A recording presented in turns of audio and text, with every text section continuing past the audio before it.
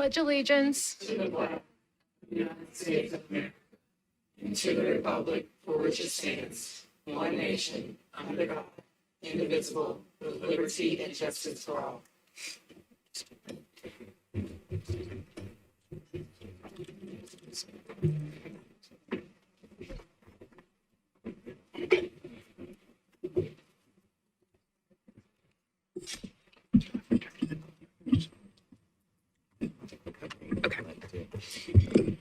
All right, we do not have any awards recognitions. We'll now move on to director's report. All right, good evening, Chair Player and board members. I thought it was important that due to the inclement weather the city experienced over the last week and that's ongoing, that I just provide a brief update. So over the past week, our city and community faced extraordinary challenge. Many families and staff experienced days without power or heat, and we know how difficult and exhausting that period was. I want to share where we are now and express our deep gratitude to the many partners who helped Nashville and our schools recover.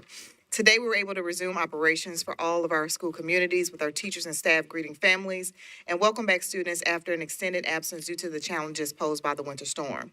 Thanks to the work over the last week and weekend by the Nashville Electric Service, power was restored to all school buildings after more than 70 schools were without power at the peak. That's more than half of our schools. We are deeply grateful to the line workers, electricians, and NES staff who work long hours under dangerous conditions. I also want to thank Mayor O'Connell, the Office of Emergency Management, the Nashville Department of Transportation, other city departments, our school board, and the entire team for their coordination and support as we work toward reopening safely. Throughout the week and weekend, our maintenance and facility teams worked extended hours to prepare buildings for students and staff, addressing cold weather and power-related issues such as water leaks and heating system challenges that often emerge after outages. Staff returned to buildings on Monday to assess classrooms, to reconnect with one another, and check in on families and prepare for students. We were clear then and remain clear now that we will not operate a school unless it is safe to do so. That did require some changes, such as East Nashville Magnet Middle co-locating with East Nashville Magnet High, along with some other adjustments at buildings, including portable power when maintenance to HVAC systems were still underway. Throughout the week, minor repairs will continue alongside normal operations where needed. By bringing back staff on Monday, we used the previously scheduled Professional Development Day, February 16th. That will now be a regular instructional day for students, which means that at this time, we have not exceeded our allotted inclement weather days. Looking ahead, if weather-related closures occur and remote learning is viable, that will be our preferred option. As we experienced this past week, widespread power outages can make that impossible, and in those cases, we may need to seek a state waiver. We are seeking to adjust our calendars to reflect this change on February 16th, as well as give us some more flexibility in our calendar going forward should we need to align with state policies on makeup days, seeking to avoid extending the school year if at all possible. Our schools are more than places of learning. They are sources of stability, care, and connection for students and families. I'm deeply grateful to our maintenance and transportation team, support staff, educators, families, and city partners for their tireless work and resilience. Because of their efforts, our schools are reopened and our community is moving forward together. Thank you. Thank you. And I speak for the board. Just thank you to all the teachers and support staff who really made efforts to start school today. I was fortunate to be with Mayor O'Connell this morning at JFK Middle School to welcome kids. And so we really do appreciate, we know our kids are going through a lot right now and getting back into a rhythm that they, and yes, getting back to rhythm in our staff too. Getting back to a new rhythm at the beginning of the month after this past week that's been going on. And we just want to say thank you for just putting 100% in and trying to get back as normal as soon as possible. And I know a lot of you missed the students as much as they missed you too. And so just thank you for all the efforts as you get back on power and the students' families get back on power. So thank you, thank you, thank you. I know it was an easy adjustment, but we appreciate you. Okay, I'm gonna go ahead and accept the motion or have the adoption of the agenda. Member Elrod? I need to pull off action A13.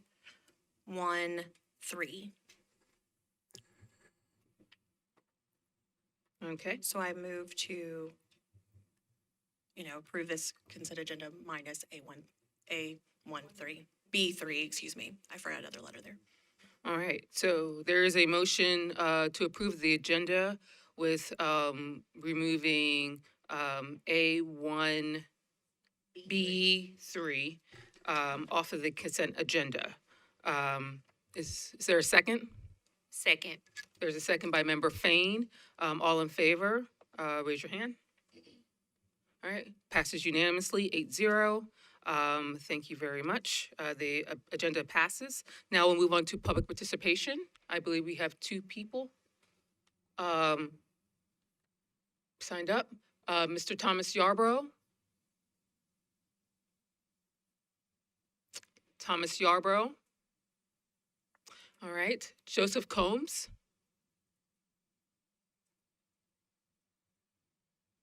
Joseph Combs.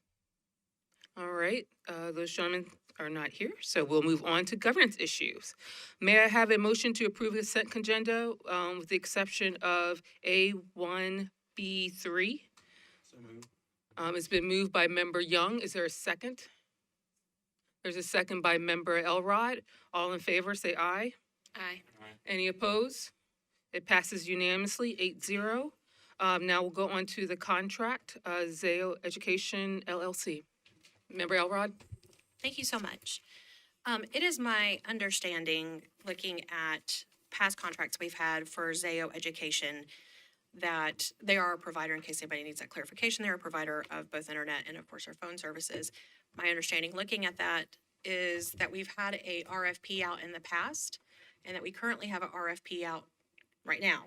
So I would like to know from whomever, what is the update on the current RFP that is not including Zayo?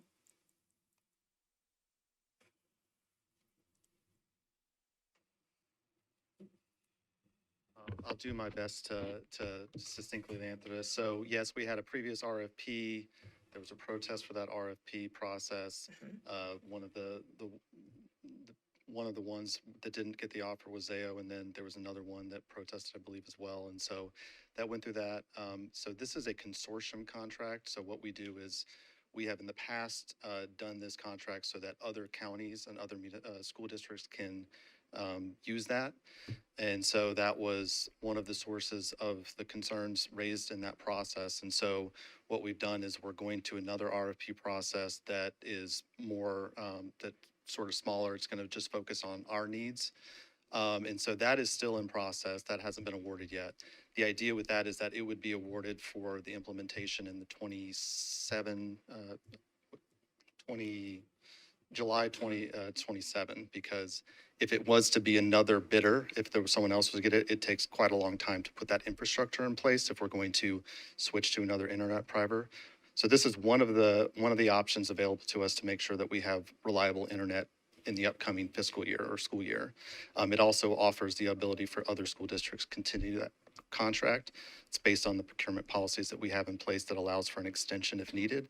We're also working with, USAC or E-rate consultants, because the majority of our funding for internet service comes through federal funds through the E-rate program. And so we're trying to make sure that we have as many options available to ensure that we can continue that internet service next year while continuing to go through these procurement processes for future contracts. Let me make sure I understand, considering the timeline of procurement we've been doing for this. So we had a RFP out. That was, let me look through my notes real quick. It was over a year ago, I know that much. Zayo was not awarded that. They did what is called a protest. And we pulled that so we could look at our RFP process. That is what we are doing currently.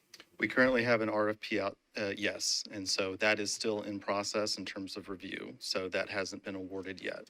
When do we anticipate that being awarded? Don't know that I want to speak. Likely before the end of the month. So if that's awarded at the end of the month and our current RFP with Zayo ends when? The end of the fiscal year. So that's the summer. Yes. Then I don't understand the need for an emergency contract, I guess is the easiest way to say this, is if we are, whether they are awarded this contract or not, why are we in the need to have a continuation of contract with them if we're in the middle of an RFP process that will likely be awarded soon, it sounds like, and will happen before the end of this fiscal year? Yeah, so, the approval of the contract and which contract we end up using would be determined by various processes. So in this instance, what we're trying to do is get ahead of, I believe, an April 1st deadline to file our E-rate paperwork so that we can get funding for the next fiscal year. For federal broadband, Correct. yes. If for some reason, if a similar process unfolds where they protest that, then we would go beyond that scope for one. And so we want to make sure that we have something in place in case we need to leverage that. We're also looking at other options too, so that we can make sure that we have an internet contract in place so that we can continue service for the upcoming year. Okay. I guess for the point of so the board is all on where I'm trying to think, where my thought process here is Zayo purchased ENA and they have been providing our internet and phone service. Our internet and phone service has definitely not been as consistent operationally, not on our problem end, but on theirs. Just this past March, we had the phones go out for over a week. I know we have many other districts across the state that have had an issue with Zayo. So my concern is that we're continuing a relationship with them that does not seem to be emergent.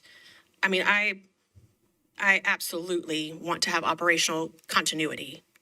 Internet, particularly with this being one-to-one devices, is imperative to not only our students, but of course our staff, even just simply taking attendance and phone service as well. My concern, again, is that if we are about to award a contract to someone, Zayo or otherwise, that seems like that would be able to take care of our need for service by June 2027, if I'm understanding correctly. But this contract expires in This July of summer. 2026. So And they cannot take care of it by June 2026. I believe that is the case. I will defer to others in case I'm incorrectly saying that. But yes, Okay, what we're trying to do is preserve our options. We don't know how long that procurement process might take. We know okay, likelihood of the award, but if there is also potential for, there's a lot of lawyers involved in the last process and Sure. probably in this process as well. So we want to make sure that those options are available to us. In terms of the contract extension, we have the ability to cancel it if we have another option available to us. Okay. We also will be Appreciate that looking at those clarification. others. So we're not necessarily locking ourselves into yet another year of service from Zayo. I Okay. don't want to get into the specifics of which company We performs should better not. because we're in the middle of that procurement process. Should not. So again, that's the intent behind this, was to Okay. extend that also for the other awardee, or the other people that were on that contract, if they need to extend that another year as well, so that they can continue their internet service Okay. while we continue to follow this process. As long as it will not impede any future RFP processes that we need to follow, I feel much better about it. But I needed to make sure that we were clear about that since it had been difficult in the past. Okay. And I will we- defer to anyone if I've misstated anything, but I believe that is correct, yes. Let me look at my notes, because I know that has been a long process. May I pause real quick and see if there's any other questions? Yeah, the member block. I don't really have a question as much of just to offer that having worked at the Department of Education and the Tennessee Higher Education Commission and in government procurement, had to do procurements myself, this seems very reasonable and smart to me to have multiple options available. And when you're in a situation where canceling a contract would actually cause more disruption, and you couldn't do a thing to procure something different, like sort of right away. And all, like, it just, there's more disruption possible. And sometimes you have to make this kind of choice. And I haven't heard, I was unaware of this issue before you asked the questions. I've heard nothing that gives me any pause. In fact, I feel perfectly fine with all of the explanations. So just having done this before, all of the way that this is being approached makes good sense to me. Member Elrod? I understand that we need to have, of course, a backup process, and in essence, usually 90 days would not be a good enough transition time for such a school system of our size. I understand that we also probably want to do whatever transition we would have through vendors, if we choose to do that, would need to probably be done during the summer for just a best practice, because we don't want to interrupt service, again, continuity of operations. My concern is purely, I know that we've gone through this process already once before, it's been kind of drawn out. I just wanted to make sure that whatever we did today did not impede the current RFP process that we are readjusting or changing, so that other districts no longer piggyback off of our RFPs, which I know they typically do because we are the largest of contracts, and it makes it very easy for them to do so. And so I just wanted to make sure, I think that's a good idea, and I'm glad that that's something we're doing. If nothing else, it helps us with relationships with our other boards. So I appreciate that process. I just wanted to make sure that whatever we chose to do today did not impede what we might do forward or what our RFP process might be doing forward, since we are possibly changing that type. Thank you. Thank you. Thank you. Anyone else?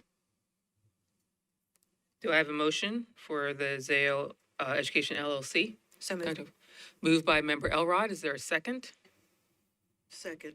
Second by Member Maize. All in favor, say aye. Aye. Any opposed? Passes 8-0. All right, now we'll go on to school start times.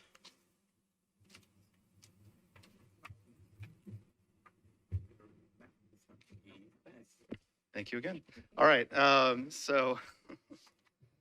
thank you, Dr. Battle and board members. Tonight, I'm going to start with an update on the engagement and feedback we received through the school start time and end time study before turning it over to Carl Allen with formative to close us out with additional insights into feasibility of the plans that have been proposed. So why this study? So we wanted to step back and ask a basic but important question. Do our current start and end times still serve students and families today? This is not just an academic question. Start times affect student learning, sleep, family routines, transportation reliability, and staffing. Nashville is growing and changing, and our systems have to work in that reality. What made sense years ago may need a fresh look, and from the beginning, we were clear that any potential adjustments needed to be grounded in research, local data, and the lived experiences of our families, staff, students, and not just assumptions. So there's been an ongoing community interest, especially around high school start times, and we've heard consistent questions and concerns over that time. Rather than rushing to a solution, we made a deliberate choice to pause, listen, and study the issue with no predetermined outcome. This became a district-wide multi-phase study launched in fall of 2025 in partnership with the Board of Education and Mayor Freddie O'Connell. We brought in external transportation and education experts to ensure the analysis was technically sound and operationally realistic. Over several months, we engaged the community through surveys, focus groups, town halls, and school-based conversations to gather broad input. The goal was not to please any one single group, but to understand trade-offs and identify options that could realistically work for the whole system. With that foundation, the next slides will walk through what we heard, what the data showed, and how that informed the options that are now in front of you. So as you can see here, to ground the conversation a little bit more, under our current structure, MNPS has one of the earliest start times in the state of Tennessee compared to other large school districts in surrounding counties, regardless of which tier starts first, which has been a driving motivation for having this conversation for many years. And this is a refresher on the timeline. We are now in the decision phase after months of technical review and stakeholder input. The timeline and deadline for this initiative was based on the timing of funds being available by Mayor Freddie O'Connell and the Metro Council to engage with formative, followed by a desire to have a decision which can be announced prior to the end of the school options process. Originally, that was scheduled for this Friday, February 6th, but extended to February 13th because of the significant power outages impacting Davidson County. So here are the models that we've all seen over the last month. We've adjusted the language a little bit more to give a clear picture of what's attempted to be accomplished with each model. So model one is a balance adjustment that decreases start times between tiers by 10 minutes from 55 minutes to 45 minutes, which allows us to increase the start time by 20 minutes for high school, 10 minutes for elementary, and keeps middle schools the same. This model requires some transportation adjustments, which we'll discuss in more detail later to accomplish. Model 2, shifting all start and end times equally by 5 minutes, results in fewer adjustments, but doesn't align as much with the stakeholder preferences, particularly about not having Tier 3 end times pushed past 4 p.m. And then Model 3 is no change. It's the status quo that we currently have. So, as a recap, our November engagement included surveys and focus groups aimed at getting quantitative and qualitative data from all stakeholders, multiple languages. It showed that a large majority supported moving high school start times later, but at the same time, many did not want their own tier time to change and didn't want to extend the day past 4 p.m., which is indicative of the challenge we face when tackling this topic and creating solutions that work for the greatest number of stakeholders. The January engagement took what we learned from October through December and put forward the 3 models discussed earlier for further feedback. The results reflected some of the tension between wanting high schools to start later, but also wanting to preserve other tier times. Ultimately, the majority, 56%, supported a model that changed start times later, with the highest support for Model 1 and much less for Model 2, while a plurality supported the no change model. This chart here is a breakdown between all stakeholders and those at the high school level. It showed a little bit more differentiation, and it showed that high school stakeholders supported Model 1 a bit more, but still consistent that Model 1 was preferred by all stakeholders supporting a change. So to summarize the 2 different engagements, we heard from more than 23,000 respondents across 2 surveys, including families, staff, and students in multiple languages. Across surveys, the feedback was consistent. People are generally comfortable with the current tier structure, but open to modest targeted adjustments. High school students and families were clear that current high school start times feel too early. Preserving dismissal times mattered just as much as adjusting start times. Even among those who preferred no change, there was some agreement that high school starts early, with their concerns focused on feasibility. Overall, a majority of respondents supported some form of change rather than maintaining the status quo. So based on the stakeholder surveys and transportation feasibility assessments, there are a variety of reasons why the balanced adjustment model would be favorable. But for further details and context, I'm going to turn it over to Carl Allen here with Formative to continue the presentation. Thank you. I'm Carl Allen, CEO of Formative Technologies. Pleased to be here with you today. And just to go beyond the stakeholder input process, I want to speak to why our analysis supports this recommendation for a balanced adjustment. Just to recap some of the benefits that we see, and then address how we think we can address some of the risks and challenges. But first, that this solution enables high school students the benefit of the 20-minute later start, so as to allow them to benefit from what the research shows, the benefits of later start times. Also helpful to move Metro Nashville schools into more into the median of peer districts and other large districts in the country and state of Tennessee in terms of typical high school start times. Broadly speaking, this is a solution that gets a lot of the benefits that were hoped for, but minimizes the broad impact across the district, namely that there's no change to middle school start and end times, and only modest adjustments to elementary start and end times. Now, one potential risk or drawback is the need for some transportation adjustments with the narrowing of the window between the tiers. But I'm here to reassure the board that our analysis does show that we believe this is feasible based on what we see in the existing system and in the data. However, would require some targeted specific adjustments to the system that I want to talk about in the next slide. So the sort of modest and targeted adjustments to the transportation system that we're talking about could include, but may not be necessarily limited to, adjustments to bus stops. So in Nashville's current system, the typical student has a walk to stop of about 0.1 miles or 1/10 of a mile to their house, so relatively accommodating, while district guidance and kind of public language on the website indicates that the district will endeavor to put a bus stop within a quarter mile from each rider's home. So in a very efficiently run system, what we typically find in systems like these is that if you're routing as efficiently as you can with a maximum of a quarter mile, you would expect that the typical student would be about half that. So it would be sort of normally distributed relative to that maximum.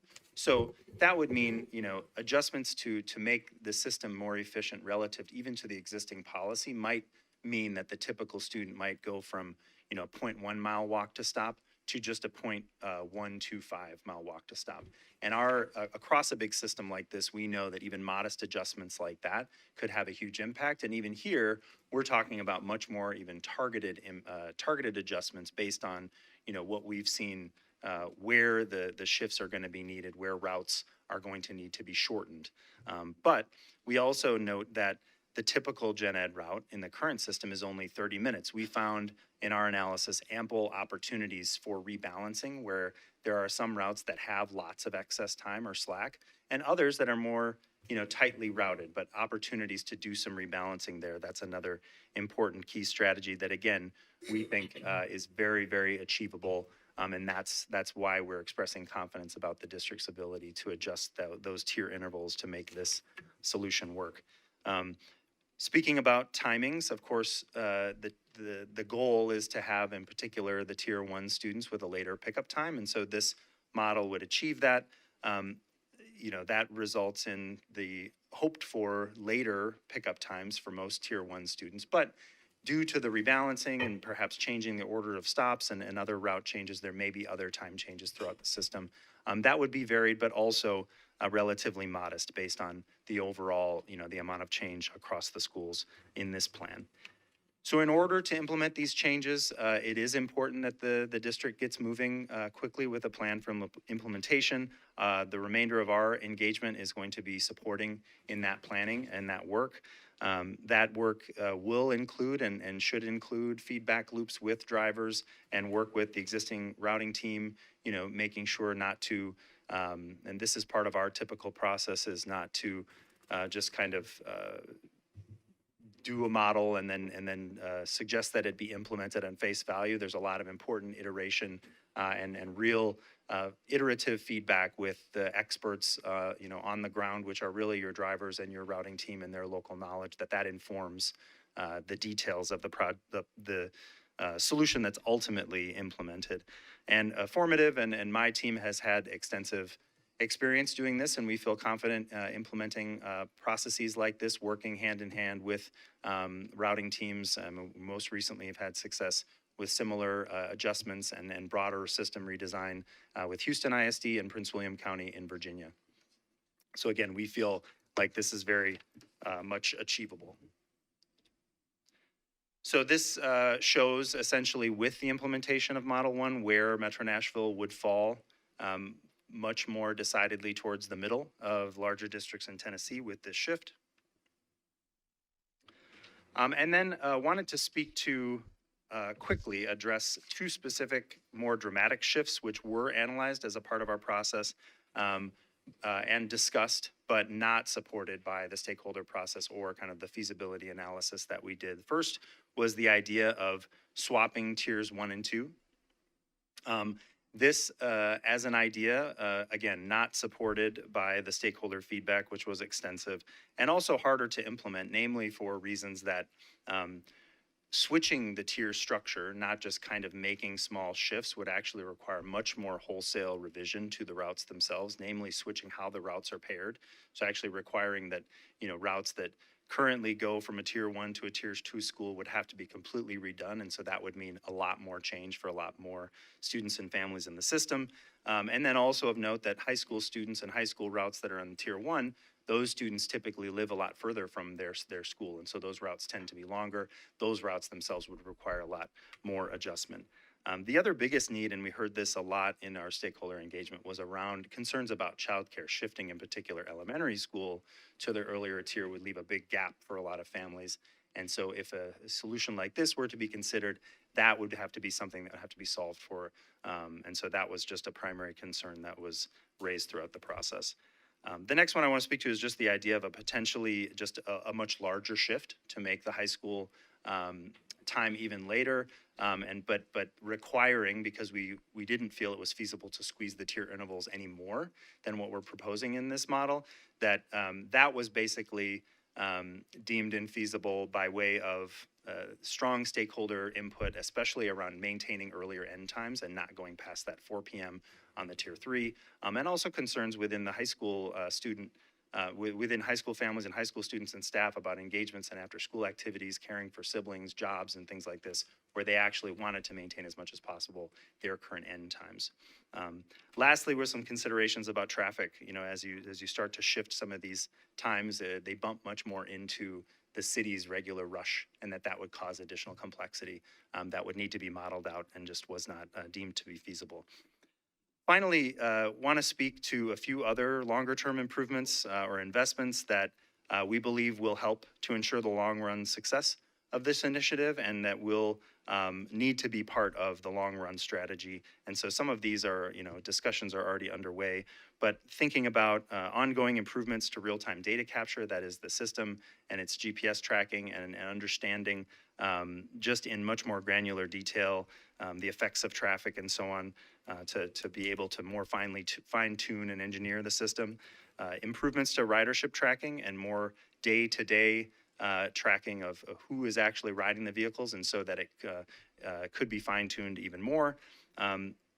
Next, a more in-depth partnership with the Transit Authority to better explore opportunities where more students might benefit from using the transit system and how that might better integrate with the yellow bus system. And finally, collaborating with the city to improve sidewalk, walking paths, and other infrastructure that would, support safety, student safety, especially in instances where we might have students walking further.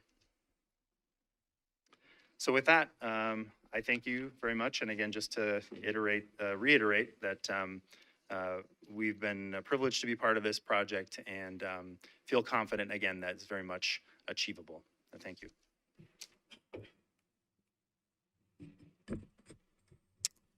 Thank you, and thank you for Formative for working with our district and the work that you put into it.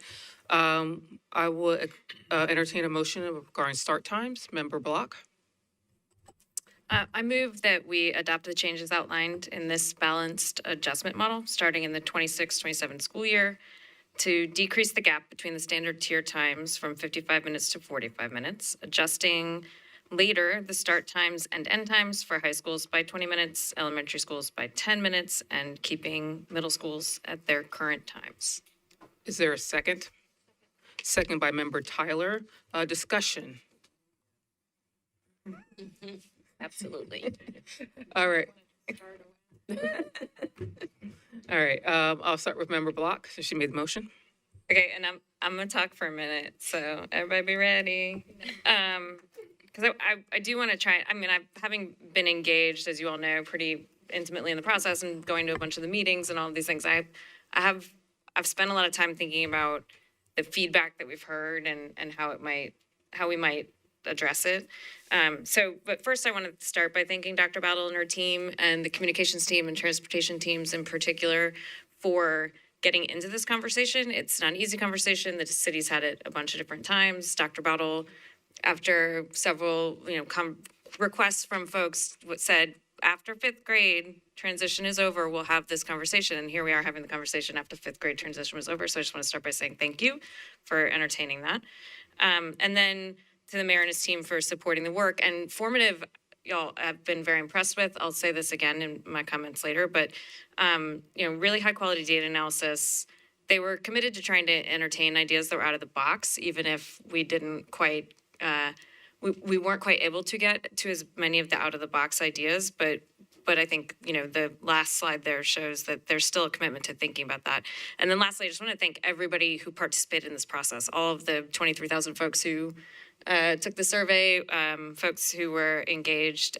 Also had the opportunity to speak with bus drivers and staff and teachers and, all kinds of folks about their opinions. And it illuminated not just some things that we wanted to think about relative to this process, but other things as well. And so like the overall thing for me here is I don't know. I guess I thought this was an easier conversation, just like, oh yeah, we'll move start times later. And but what I've discovered is this is a really tough decisions.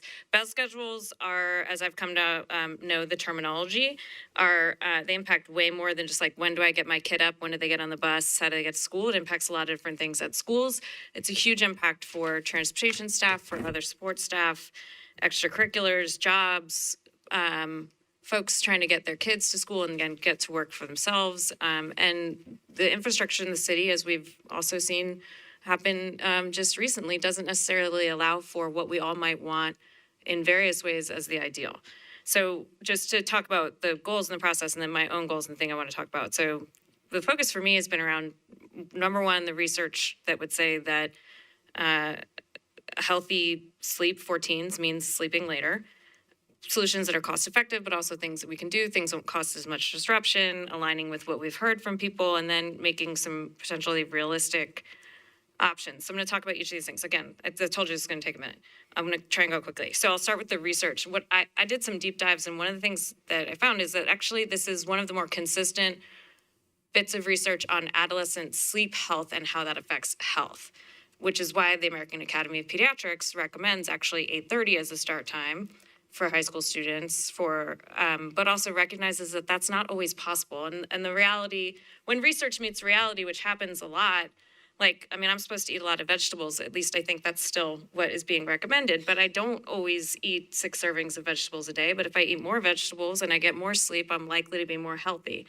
And so in some ways, you know, we were talking about this question previously of like, is 7:25 optimal or 8:10? Or what I think that I felt I learned, and in talking to some researchers, is like, what is the case is that you can pretty well say overwhelmingly 7:05 is not great. We can't necessarily say 7:25 or 8:10 is going to be that much better than if we could start everyone at 8 or 8:30 or 9, but it is at least progress on something that we've not made progress on. It's getting unstuck from something. So that's sort of the research part of it. And then, you know, from the cost and disruption standpoint, my understanding from Dr. Battle Informative, folks could confirm this, is that we don't anticipate additional cost should the things that we think are possible. So nod of the head is good on that. And there is potentially, if we can find some efficiencies, and efficiencies, by the way, don't mean reduction in staff. It doesn't hopefully mean reduction in hours for staff. It doesn't mean reduction in pay. In fact, if we found some ways, maybe there's additional money that we could think about repurposing. So, you know, I think that's probably helpful. On disruption, I know there are real concerns for staff and students. I heard it, I'm sure you all have heard it. For some, 20 minutes later, feels like traffic could be a lot worse. The data don't seem to bear that out if you spend some time on Google just monitoring traffic from one place to another. But it doesn't necessarily feel that way in Nashville. And some days it might not be. But on par, I think my sense from Informative's analysis of the transportation and traffic times is that the 20 minutes in the morning should not on average cause an issue. Will that mean that everyone every day it'll work? No, but that doesn't happen now. And the good news here is what we're proposing isn't a piecemeal solution. So it's not like we're moving 1 or 2 schools. Like if we move system-wide and city-wide, then everybody in the city and the mayor is behind it. And hopefully he can help us with businesses and other folks and whatever. Like people start to understand that it's not just that this one parent is not going to drop their kid off and then has to be late to work. It's that the system has adjusted the way it operates in the city, and therefore we might have to try and help make adjustments for folks to make sure that it makes sense. And then the last, you know, I have like 2 more points. One is about sort of after school and jobs and these things. And again, there will be people for whom that will be problematic. At the same time, when I thought about this, the one thing that kept coming up for me was we actually have schools, several of them, that go 8 to 3 at the high school level. And, you know, I know kids at all those schools who have, that there might be in a sport, they might be in theater, they also might have a job. I know a child who does all of that and then also is driving her siblings around, right? So I think it is feasible. And then lastly on feasibility, again, this team of consultants is one of the more impressive teams of consultants I've worked with. And I think between them and transportation staff, I believe we can do it. And that it won't necessarily be easy, but one of the things I found in my research on this was there was some research that was just done in 2023 where often these sort of disruptions, when people have followed these changes, the research has found that often the anticipation is worse than the reality when we get into making these sort of smaller manageable changes. I have a couple other things I would say, but I've talked for too long already. So I wanted to talk about, like, I think this makes sense to do. I think we should think about it the way the last slide said, which is do now, work toward.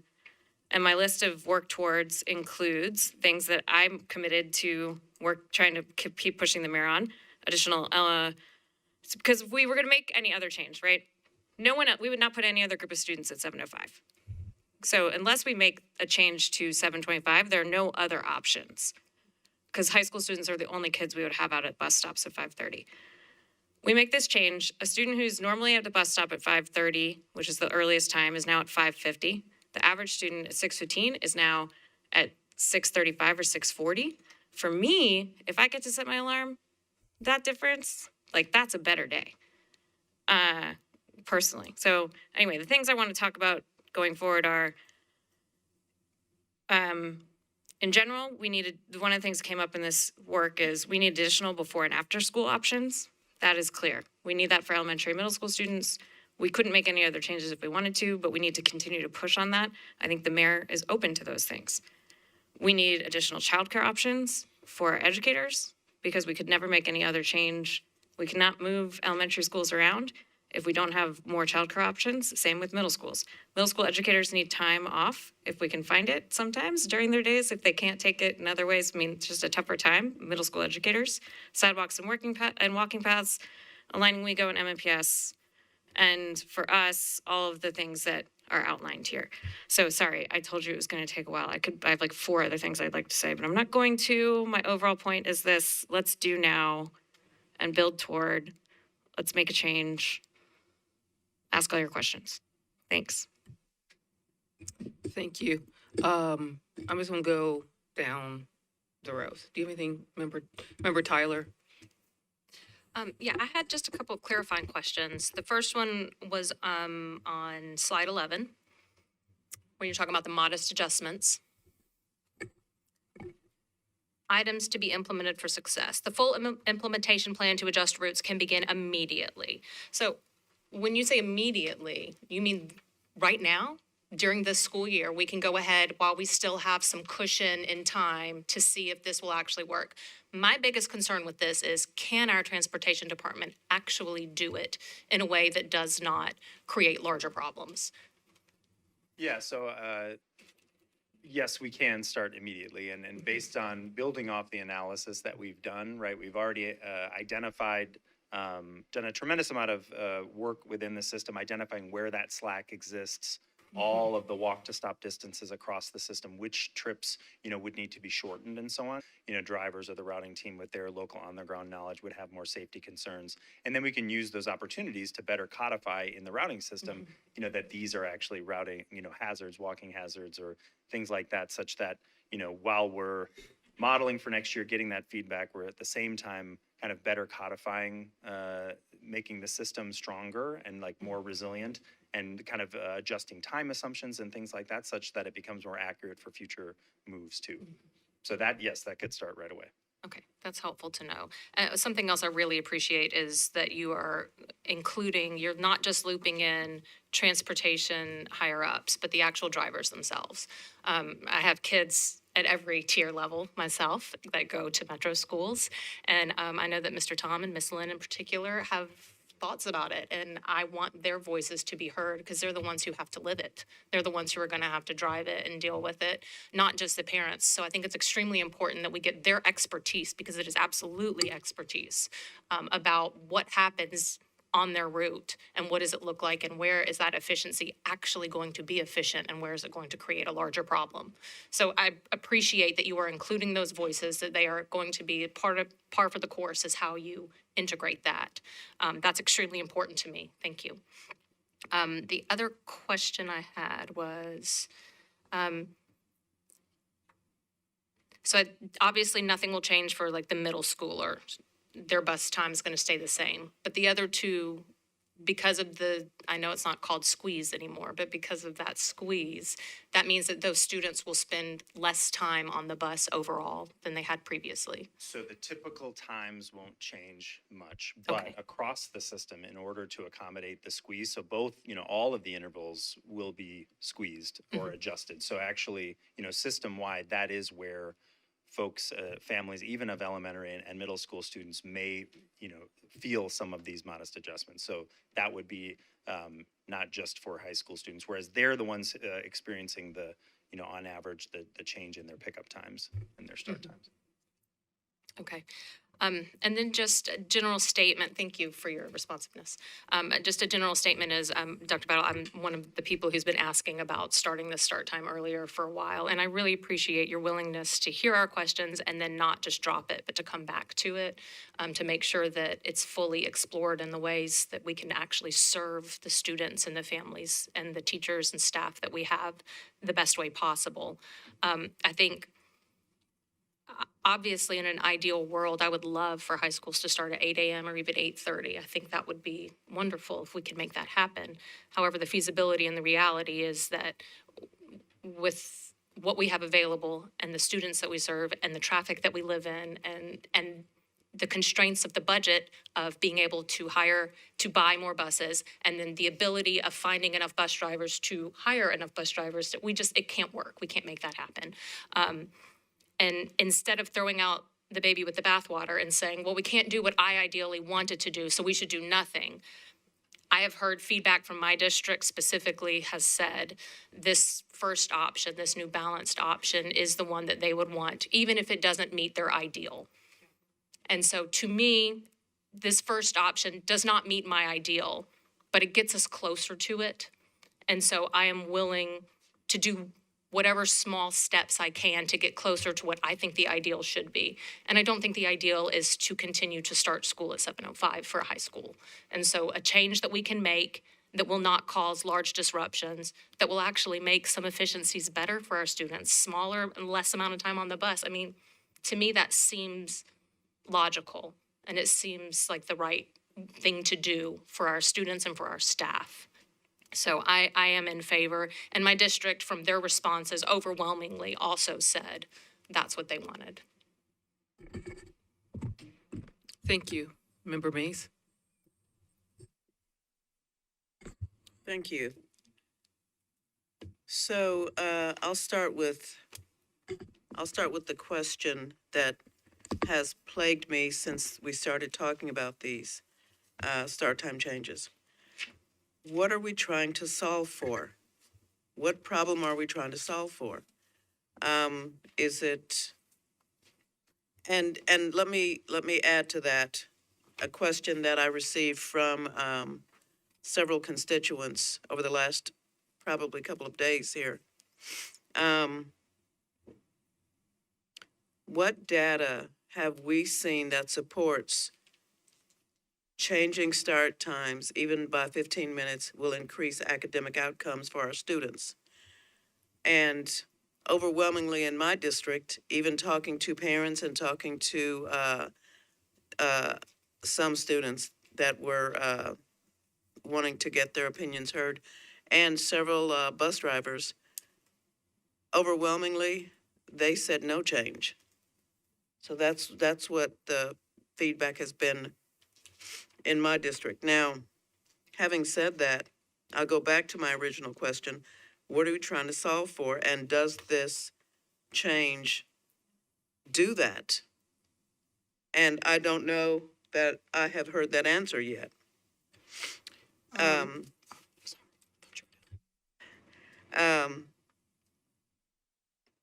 We also have to consider that when we are making changes to any type of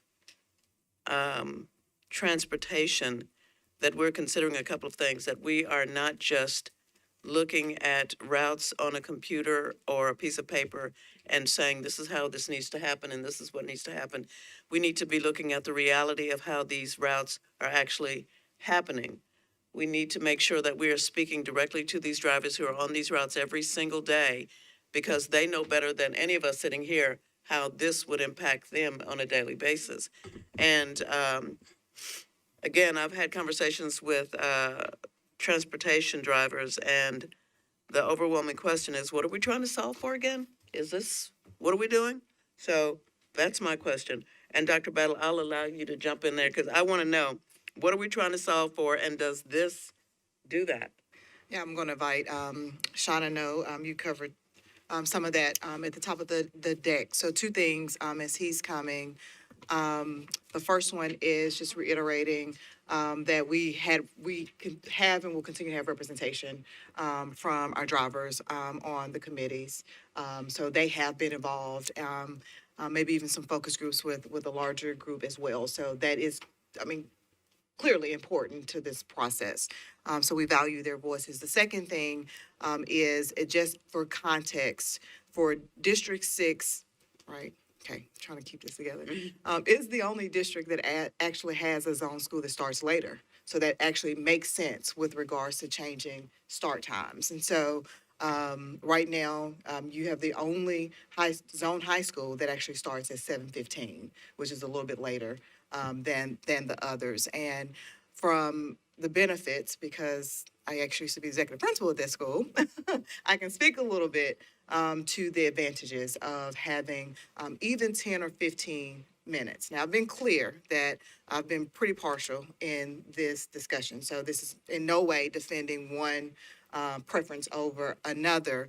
But I will tell you, as a high school principal at more than one high school, we, due to our MOU and state requirements, we unload our high school buses and allow drivers and drop-offs into our schools at 6:50 a.m. That's across every school, regardless of what time the bell rings. So you could imagine 6:50, bell rings at 7:05. In 15 minutes, we are expecting high school students to drop off books at the library, go to their locker, grab breakfast.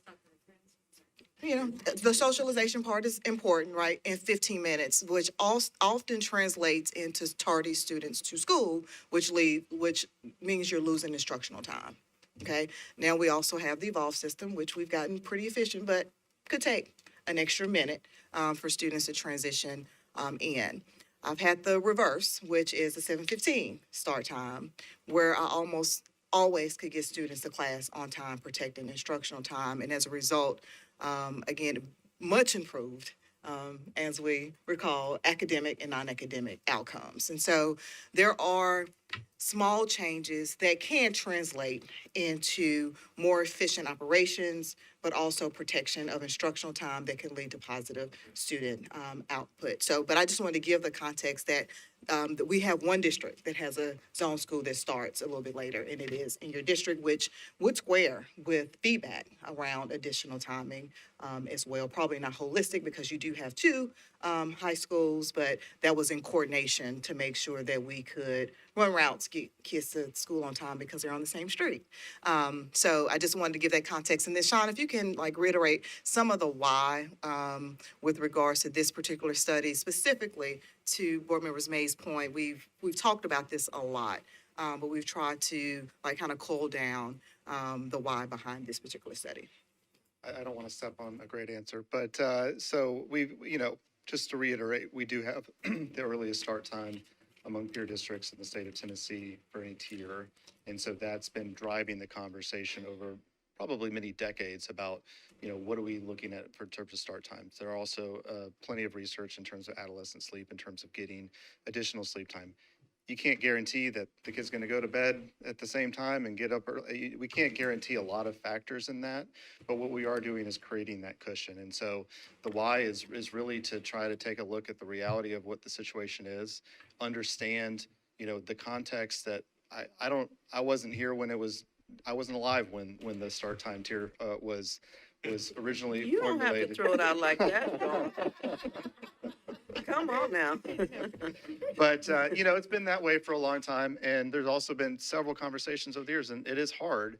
And I think that the stakeholder feedback that we got indicated that there is that balance. but overwhelming majority think high school should start later.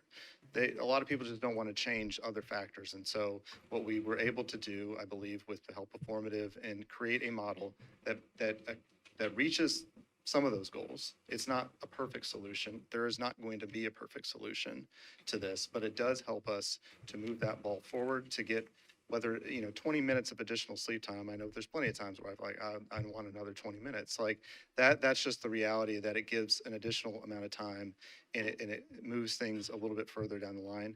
And then there's that do now, build towards approach, which, if the board, or if Dr. Powell or whomever decides in the future that we want to further invest in those resources that would allow for further changes, we've now at least got that data and feedback that allows us to make the argument for that in the future. So I would just say, the research certainly benefits later start times. The realities of families indicate that a full swap or whatever would not necessarily work within the current infrastructure we have as a district or as a city, but this would move the ball forward in that direction. Yeah, and just to call out some very specific points, in aligning to research with regards to student needs, right? Student learning supports, family support. So really trying to, the why behind that is that ultimately could lead to positive student outcomes. So when you think about optimization of transportation, just things of that nature, that I think we would all agree with the mantra like ours, every student be known, for them to be supported, valued, seen, and on a guaranteed path towards success. It is grounded in that why, and that is something we've tried to be very deliberate around with regards to even having this conversation, right? Because it is complex when you think about trying to meet both individual needs and system needs for a district our size. Thank you for that. And so let me also be clear that in conversations that I've had, I have been asked to share the reminder that transportation drivers are also parents and they have children in the district. So it's not only impacting them as drivers, but also as parents. And so we need to always consider that as we make any type of changes or any potential changes. And again, overwhelmingly, the information that I received was no change. And so what I'm listening for tonight is something that says to me, yeah, this makes more sense. Let's do this. Because based on the conversations I've had, I've not found a lot of support for any change. But I wanted to make sure that I shared that, and also share that in conversations, I've also recognized that anytime you mention the word change, people freak out a little bit. It's just the way it is. It's just a natural thing. But I'm listening to see where we go with this. So basically, convince me. I can share one, again, I could argue both sides of this, to be honest with you, because this is very, very complex. But one compelling data point is the one and only zone high school that has ever been a reward school in the state of Tennessee is the one that has a later start time. Come on, Southeast Nashville.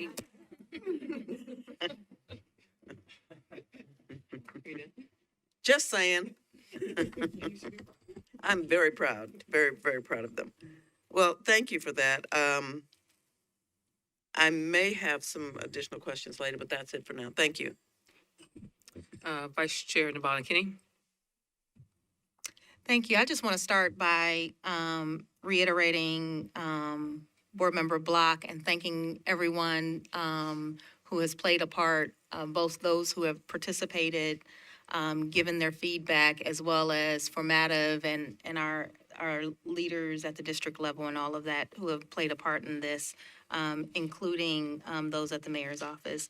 So I do have a couple of questions before I give a few remarks related to feedback that I'm receiving in my community.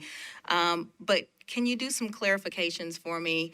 When we think about 0.1 mile versus 0.125 miles, I believe is what we said as a part of the efficiencies. I have trouble with the miles. Can we talk blocks? So how far is a student going from their home to a block to a bus stop versus how much further?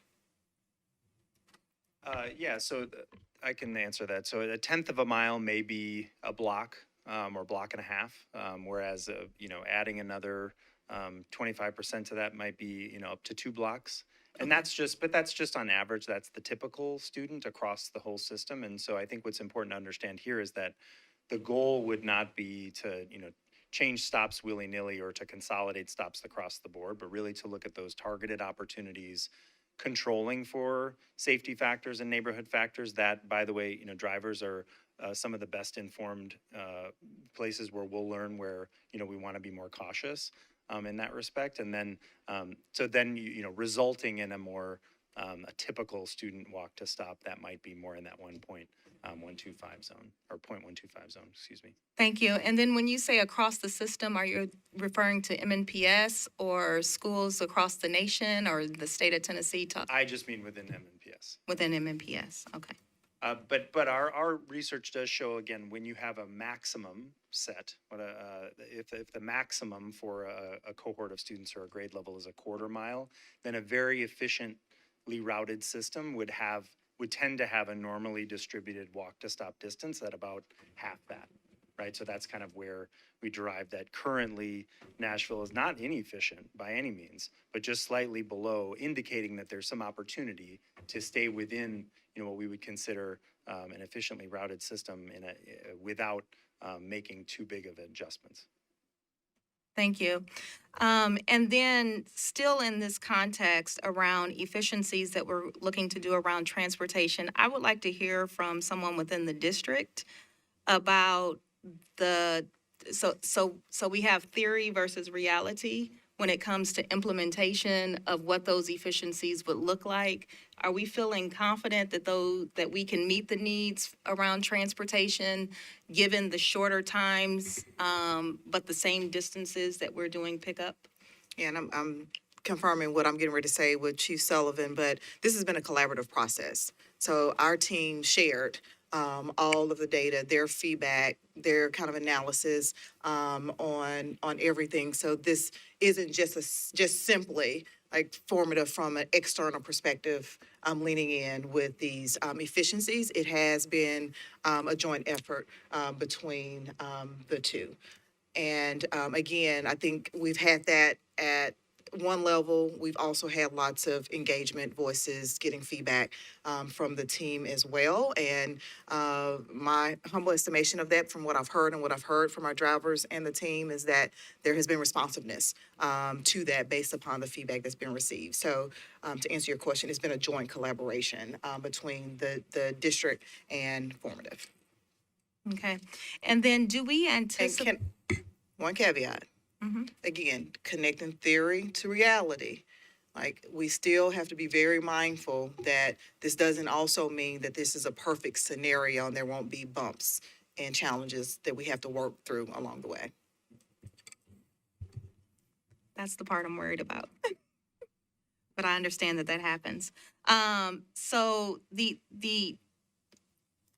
So I've had an opportunity to attend some of the forums that we have, listen online to some of the virtual forums for feedback, as well as talk to people at all level within the school system, outside of the school system, with students and families, just across my community. And I just want to share some of the feedback that I received, because I have to name it. Middle school teachers want to switch with elementary is one of the feedback that I've consistently gotten. We know that that's not a possibility at this point. Again, the challenges around before and after care and what that looks like, efficiencies around transportation. One of the biggest things that have come up around transportation is, are we able to get kids to school on time, given the strict times? And so that's where my questions come from, or, when we think about that, we do have periodic challenges currently with transportation and getting kids to school on time. What will that realistically look like, given those shortened times? And I hear you when you say that this has been a collaborative effort. There's a lot of work in there, but that has been one of the loudest challenges or loudest concerns for families and schools across my community that I just want to name. The other thing, in talking with people in our community and in my district, it's been mixed.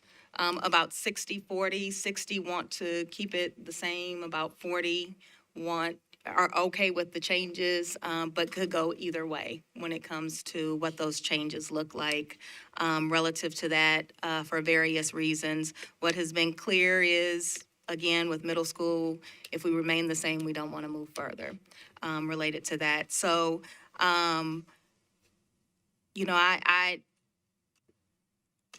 as we continue to look at this, for me, and I'll name one of, as we shift, if we shift to move towards is it tier one that is the tier one, the squeeze?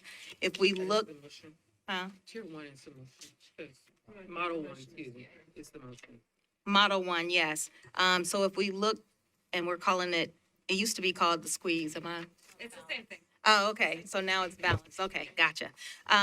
So if we're looking to move towards the balanced adjustment, as it relates to that, I think that will be the biggest area that I would like to hone in on to make sure that we are really looking at those efficiencies and doing what we can to improve transportation and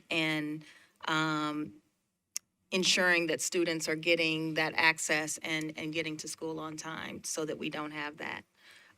But thank you. Member Fain?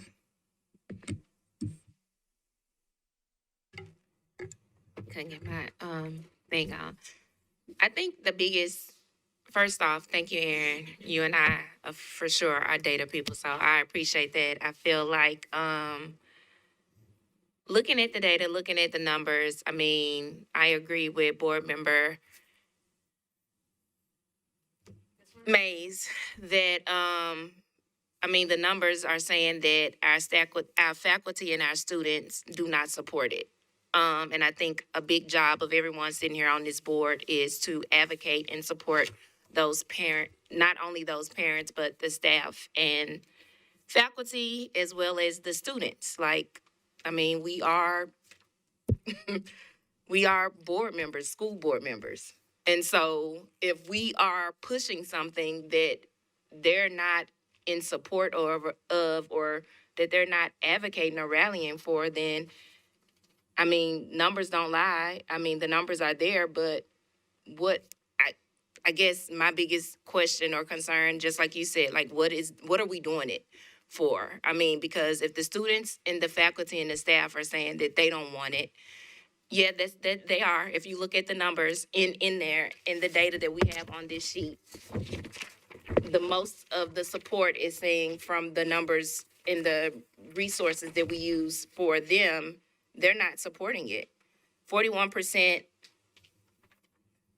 is saying no.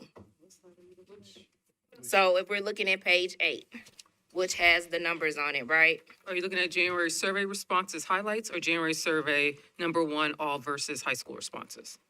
I mean, if you look at both, but if you look at the bottom one, all versus high school, if you're looking at Model 3, no change, faculty and staff are at 58, school-based staff, 58%, central office staff, 50%, Nashville community, 45%, which is Model 3, no change. Is it So- okay if we kind of level set on, so those two, let's level set on what the responses say, particularly in these slides. Yeah, so it is true that the plurality support no change in terms of the majority support a change. And so try to make that clear, maybe I didn't, but so the majority of people support a change. But the majority of the people, not to cut you off, Sean, is coming from the community and not necessarily the staff and the people that are working with the students or the students, correct? Because what I'm looking at, the numbers for the family are high, which again are not the students or the faculty. I'd say that the numbers show that a majority of the students wanted a change, their preferred model, if you just take the top, if this was an election and it was 3 candidates that would win, but in terms of what both of those services, it's true that staff would prefer no change because staff are acclimated to that. It's not clear cut. I mean, it's not the widest of margins, but in terms of if you look at, say, students, if you combine Model 1 and 2, and we say that because it shows that both of them want an adjustment of the start times later.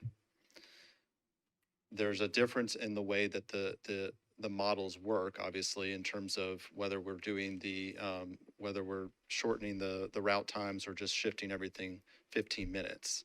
And so that indicates, at least to us, and based on the previous survey results, the vast majority Add it, supported together. higher high school start times.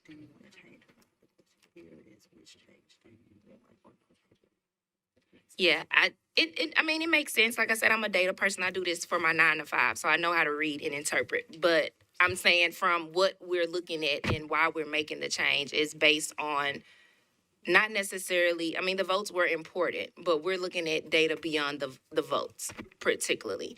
And for me, 20 minutes, it's not a huge change that I think that will make that. I mean, I don't want to put that out there, but I'm just saying it's just 20 minutes. That's a big change and a big step for like our staff and our faculty, more so than the kids per se. Graduation rates are up, test scores are up. Yeah. What was the major push behind it? It's not like we're in a deficit, or that we're trying to meet a goal that we're not achieving already with the start time that we already have. Yeah, I mean, I would say that, well, to take it back several years back, I mean, back in 2001 or so, 2002, this was a large conversation. As we said at the time, we were going to focus on the reimagined process that focused on the 5th grade transition from middle school to elementary school, which if you looked at it holistically, you'd say you can't do that. And then we did it. Like we phased it in, we were able to do it because we looked at the numbers, we focused on our capital investments, we were able to make those improvements. And so that process ended. And so we had committed long ago that we would take a look at this after that process. We worked with the mayor's office to secure that funding to do that process. And so we were trying to be true to our previous commitment that we would further study this issue. And so I think that with the feedback that we've gotten, both in the previous one and that, on top of focus groups, on top of all this other stuff, but also really focus in on the school transportation experts that look at this in other districts as well as our own, we feel like we can make an adjustment that is reasonable, that would try to balance out those conflicts, right? So if we look at the previous January or October engagement, you saw a large number of people support high school start times later. And then, but they don't want to move middle school later. They don't necessarily love a change. And so this is a very modest change to elementary start time, no change to middle school time. And, a 20-minute adjustment to high school start times to get us to that point that people said they wanted.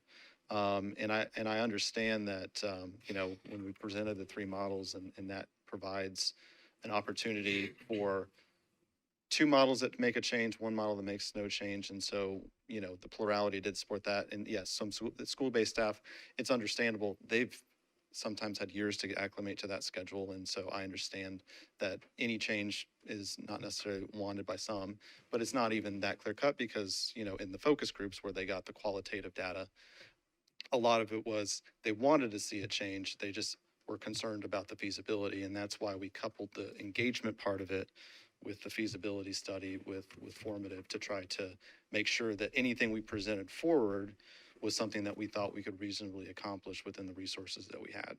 I also saw that the majority of the votes from the parent or community came from elementary. They're not even involved in the change necessarily. Because they're not, modestly. yeah, modestly, but they're not, and so I don't know.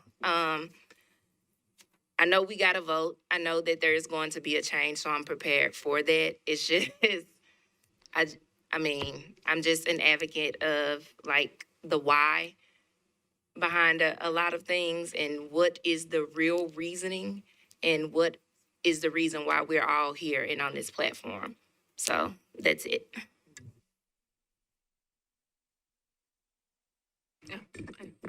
Um, I know there's members who want to respond. I'm going to let people who didn't speak first. I want people who didn't speak first, and then we can go back for another round. Member Young, do you have any comments? Thank you, Chair. I do. I've been making frantic notes all around my packet tonight, so I'm trying to think about the best way to. I guess I'll start. Change is hard, more often than not.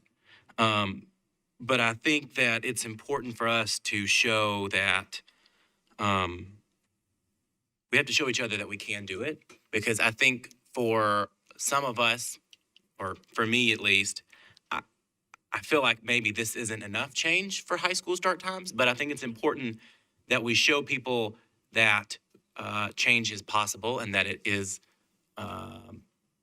moving in the right direction in this particular case. I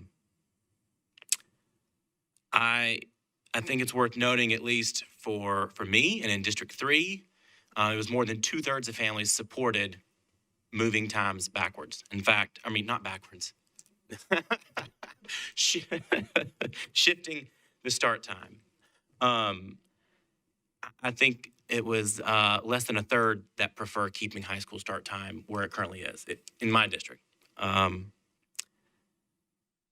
think a question I wanted to ask, I had an answer that I believe a rep from Formative had explained to me, but we've had quite an ice storm since that conversation I had, and a lot of other conversations. I had a question on, this gets us to 7:25, and apparently getting to just 7:30 even in that 5 minutes there was some, apparently just mathematically couldn't work. Could I get a little reminder of kind of the explanation of why that 5 minutes just isn't quite possible? Why we can't just round it off to 7:30? Because it sounds like, oh, just 5 more minutes. But I think there was a lot more to that. And if you could kind of lay that out for me. I can say 7:30 in principle isn't impossible, but a couple different reasons why it's not here. It wasn't one of the scenarios that was presented. One, the biggest reason being that the strong public sentiment, strong stakeholder sentiment around not shifting the end times any later, and kind of even in that's middle model, going further beyond 4 p.m. being one of the reasons why, and the strong desire within the middle school to keep the time as it is. So that was one. And then the other limiting factor being in our modeling, to shrink the window anymore from 55 to 45, to shrink that anymore, say to 40 or something less than 45, was where we perceived that a higher number of routes would need to be modified, and that was what was raising the risk there. So that's not to say that there isn't a way to get to 7:30 while kind of tweaking or some kind of a hybrid new or different model. But then that wasn't that wasn't one of the models that was shared with stakeholders. And so again, that's and for the reasons I mentioned. But we wanted to, of course, present models that were went through this whole rigorous process, and so we had the opportunity to get stakeholder feedback on all of them.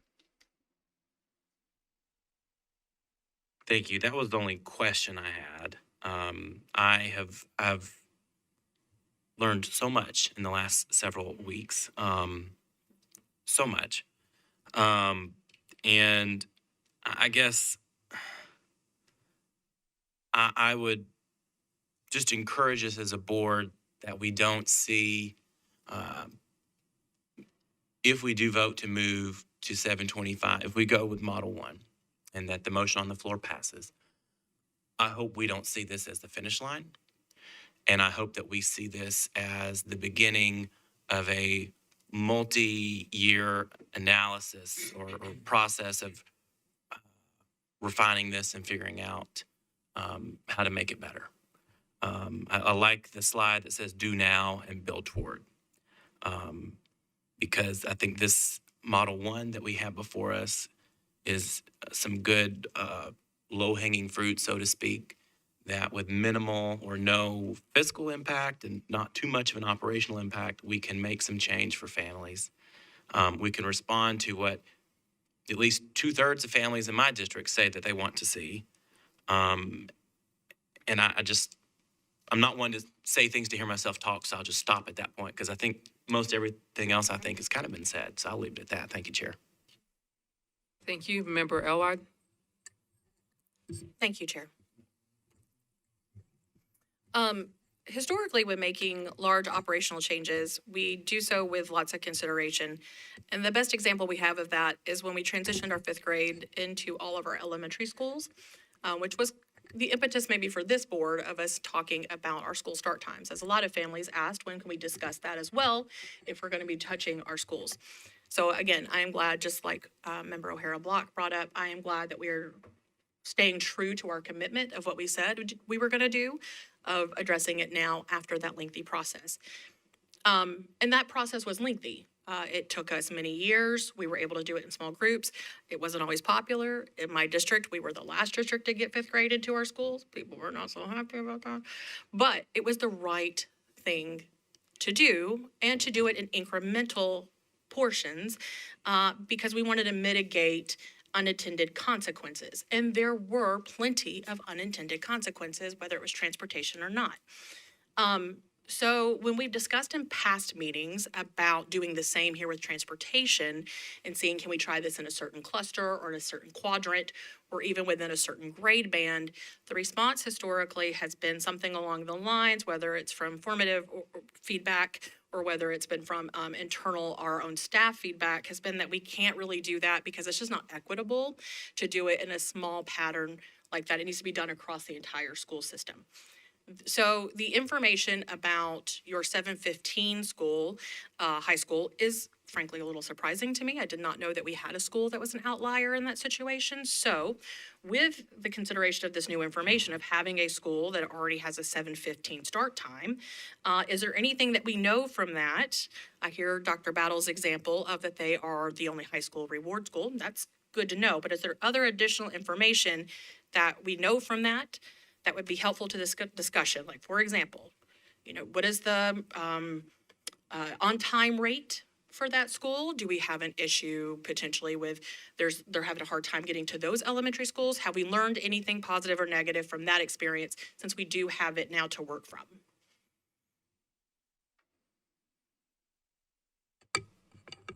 Outside of pulling current data, I've shared my data points that I have firsthand with regards to attendance, tardies, academic outcomes. So I've shared my personal experience with that. Outside of that, that would be something our team would have to go back and pull. But qualitatively, we don't have like a massive issue with being able to flip buses to get to the next grade band or anything like that. It does not sound like. Okay. So let me be clear though. In that particular situation, they still unload at the same time as every other bus. Okay, that's So good to know. that is consistent across the board. That's good They to know. still unload at 6:50 like every other high school. Okay, I appreciate that clarity. All right, my next is, in light of our need of drivers in the past several years, and just considering the overall expertise of our transportation operational team, I believe that they also would like to be considered. I think the term was highly efficient. And when we were mentioning on slide, well, I didn't write that in my notes, my apologies. Slide 11 of moving from 0.1 to 0.25 miles from home to bus stop. So that begs to ask the question, and I understand that this is going to be qualitative data, but why is our current average stop distance 0.1 miles from home to bus stop? What are the data points that are making that happen currently, where it's 0.1 instead of 0.25? My understanding is that it's specialty stops, so I'm hoping someone from our team can answer that question possibly. Formative may be able to. Well, I can speak to what we see in the data. I can't speak necessarily to kind of how the practice has evolved and so on over time, but that 0.1 is actually gen ed stops, so it's not students. It does not include students who have door-to-door transportation. Correct. Bringing the average down. And I can speak just from experience. I was director of transportation for Boston Public Schools. I've been working in the business for over 15 years in student transportation. And kind of what tends to happen is what I call stops tend to be added and not deleted over time. And so even if a district's policy is that a maximum walk to stop might be 0.25, over time, just because of the push and pull and tug of families and, adding keeping the stops that you had last year and then next year new kids are added, you tend to add stops and not kind of do spring cleaning. They tend to get more accommodating over time. And so what I'll say is that, at point one, what we found is that actually, given the 0.25 mile policy, the district is not routed terribly inefficiently relative to that policy. I will say that policy, however, is generally more accommodating than grade differentiated policies that we see around the country. So it's already kind of de facto pretty accommodating. And then point one means that most students have a stop on their block or may not, have to cross any roads, even including high school students in that analysis. So that is reasonably accommodating, but not inefficient relative to the policy. But like I say, that tends to kind of go that way over time as stops are added.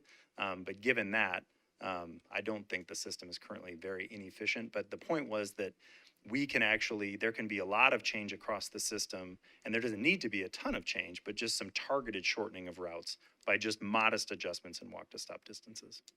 When I said specialty, I didn't mean special ed, and I appreciate making sure that I need to be more clear with my language. To me, a specialty stop is usually, I think, kind of what you were explaining, particularly considering your expertise, of an individual stop in front of a home because they live on a street that doesn't have a shoulder and there's not a walkable street for that pathway.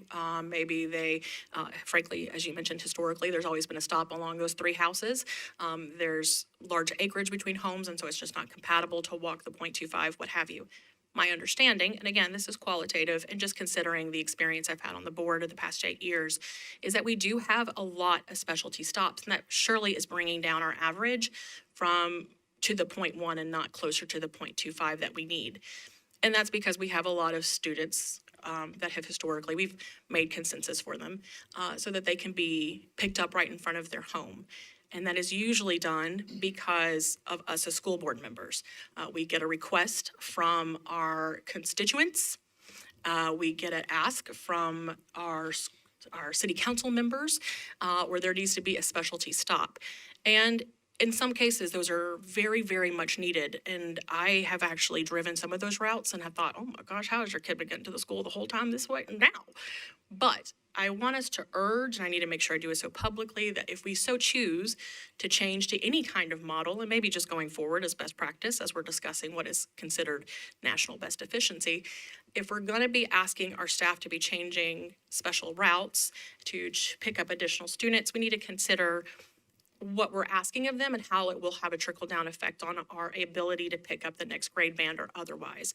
Because again, I know my district surely is full of those specialty stops. I have plenty of hollers in my district where people are running around, driving fast, particularly those streets aren't made to be follow-up streets or filler streets or whatever the right term. You're a city councilman. What's that called? Side streets, where they're supposed to not actually be on that street, but they are now. Who knows? They're called secondary. Thank you. I was going to call them surprise. They're called secondary streets. Surprise, secondary streets. We have plenty of people on those. Thank you, Zach. We have plenty of people on those streets now, and there are going to be instances where we absolutely still have to have those stops for the safety of our students and our staff. I just want to make sure, and I know, again, that our staff, informative, and whomever, are thinking about this, Shirley, but I have to say it out loud, that we are still considering some of those specialty stops and the necessity of those. Understandably, some of those will need to go away. If nothing else, historically, they're just not needed anymore. Those students have since, maybe they're employed somewhere now at this point. But I want to make sure that we say that out loud, and to my colleagues, that we consider those requests going forward if we so choose to make this change. That also, though, Carl, is your name correct? Yeah. Thank you, Carl. I called you Chad at the last meeting. I publicly apologize. So I wanted to make sure I had it correct.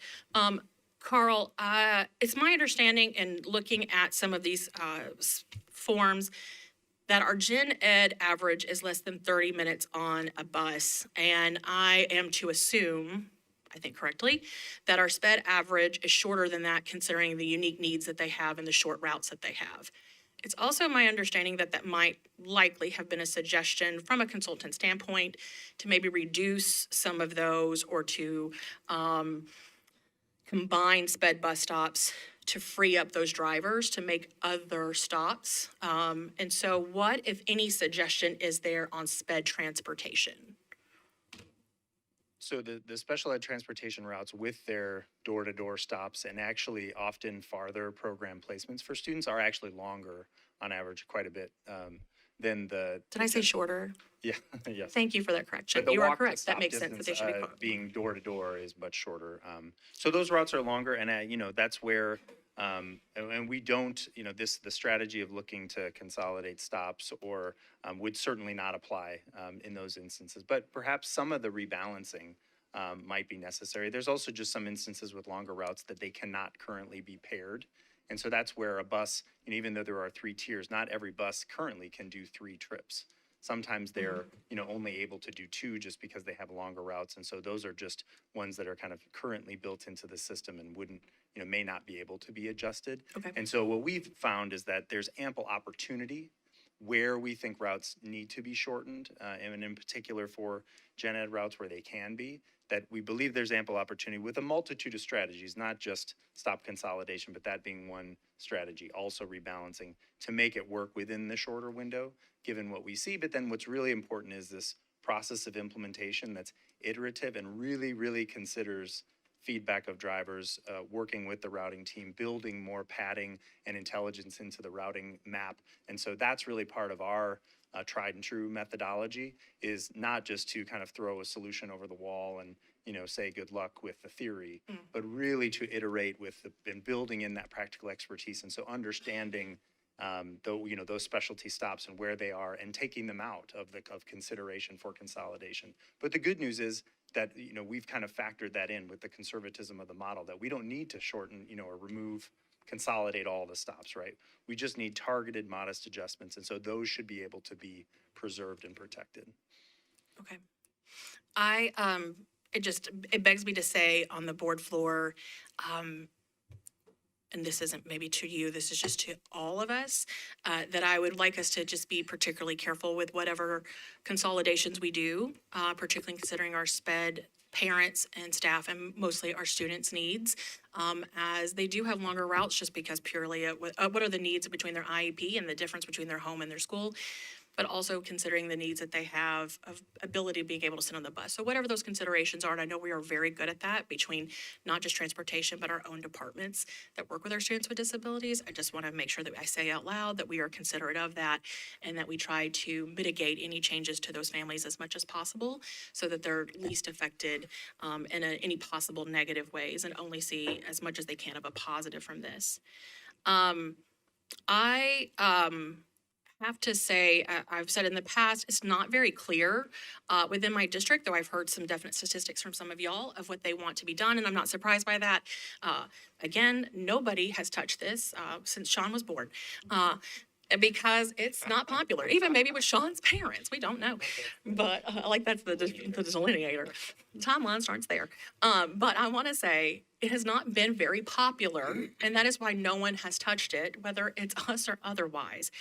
But I was lucky to have from Formative some good data about how it was responded to, and it was actual qualitative data or quantitative instead of just qualitative data on the number of students and the number of parents and the number of caregivers that responded. And so since other staff or other people have mentioned theirs, I want to share mine as well as District 2. In District 2, 59% of responders in my district, District 2, preferred Model 1, which is the one that we're discussing and is up for consideration. 43% preferred Model 2 and 51 preferred no change. So as you can see, there's no clear or direct response here. For me, that means I need to consider that, of course, because those are my constituents and otherwise. But I also must lean towards the data that clearly states what is best for students, and that data clearly states that it's a later start time. And historically, when we've had to have schools closed, that is where I have leaned, has been the data, be it popular or not, in the past. So I would say for myself that I'm going to vote for us to do this, but in the spirit of do now, build towards, I consider this a vote of good faith for us to change our school start times and as a good starting place. I think it is the best we can do to do it in a small section, just like we did, going back to my first statement about bringing fifth grade into all of our elementary schools. Was overwhelmingly interested of we want it to be done, but we just don't know how to get it done. I think this is the closest way that we can get to having a starting place for it and hopefully doing better. To Member O'Hara Block's comments, I absolutely agree that does beg of us as a district to continue to discuss, whether it's with local entities or state entities, about the definite need that we have for childcare for not only our parents, but also for our staff, and for the flexibility that we need of additional buses and bus routes. I also encourage our communications to continue to do a good job communicating about transportation changes, to include our new tracking abilities, because I think that will be really important to parents as they know that this change is coming. They also have some maybe good feelings about being able to follow their students more closely so that they're not frightened if their students' time is missed and they have forgotten. Otherwise, thank you for the answer to my questions, and I appreciate your time. Thank you. Member Taylor. Good evening, everyone. We spent a lot of time on this, and at first I was feeling like it wasn't enough. But as I got a chance to speak with your colleague Mary a few weeks ago, and we had a very robust conversation about just why we're doing this, why is it moving so quickly, what it felt like to me. And as I got more information and data, it became clear that this is just like any other issue that we have to make a decision on. It's about what we value as a community, and then individually as board members, and then how we prioritize those values. And so when I make this decision, I'm thinking, golly, we're about to change the regional traffic patterns for Middle Tennessee. You got truckers coming through the city at that time, and just the impact of this is far greater than what we can even imagine, probably. And so I don't take this decision lightly, and I know we all take this very seriously, and have spent a lot of time thinking about this and working with the folks from Formative to help us make our decision. As I make this decision, I think about what I value and what my community values. And for me, I'm a public health person. The American Academy of Pediatrics said that 8:30 is a good start time for our kids, and it'll make them healthier. That's the goal, right? Now, when I came back to Nashville, it was in 2014, about the same time that the American Academy of Pediatrics came out with this. That's when I came to Metro Schools, and was working as a family involvement specialist.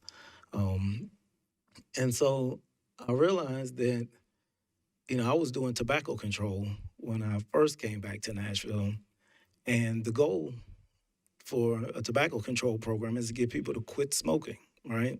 So the ideal is to quit. But you got to get there somehow. And so if you're a full pack a day smoker, if I can get you to only smoke 10, we're doing a whole lot better than just letting you continue to smoke those 20 cigarettes. And so I liken that to what we're doing here. I think that our goal is to get as close to the recommendation of the American Academy of Pediatrics. Logistically, it just doesn't work. And I think that, we've talked about the issues. I made a list of them over here as my colleagues were going around. But we need more child care. We need more bus drivers. We need sidewalks. And so that's a part of our value system as well. Do we value it enough to spend the money to invest in it? Right now, we're coming off of a major snowstorm. And we realized that there were potentially some investments that we could have made over the past couple of decades that would have kept our power on. But at the time, we probably didn't value making those investments. We valued our trees a little bit more than making sure that we cut the limbs off of the power lines, right? But now that all of the power lines got knocked down by these tree limbs, I think people's value may change. And so you see that as we make these decisions and we have our different values and what we prioritize at the time, we have to each be able to live with the values that we prioritize as we make these decisions. So for me, I value the public health side of this. I value doing what's in the best interest of our children's health. I also value the input of our students, our parents, the faculty and staff in our buildings, our bus drivers.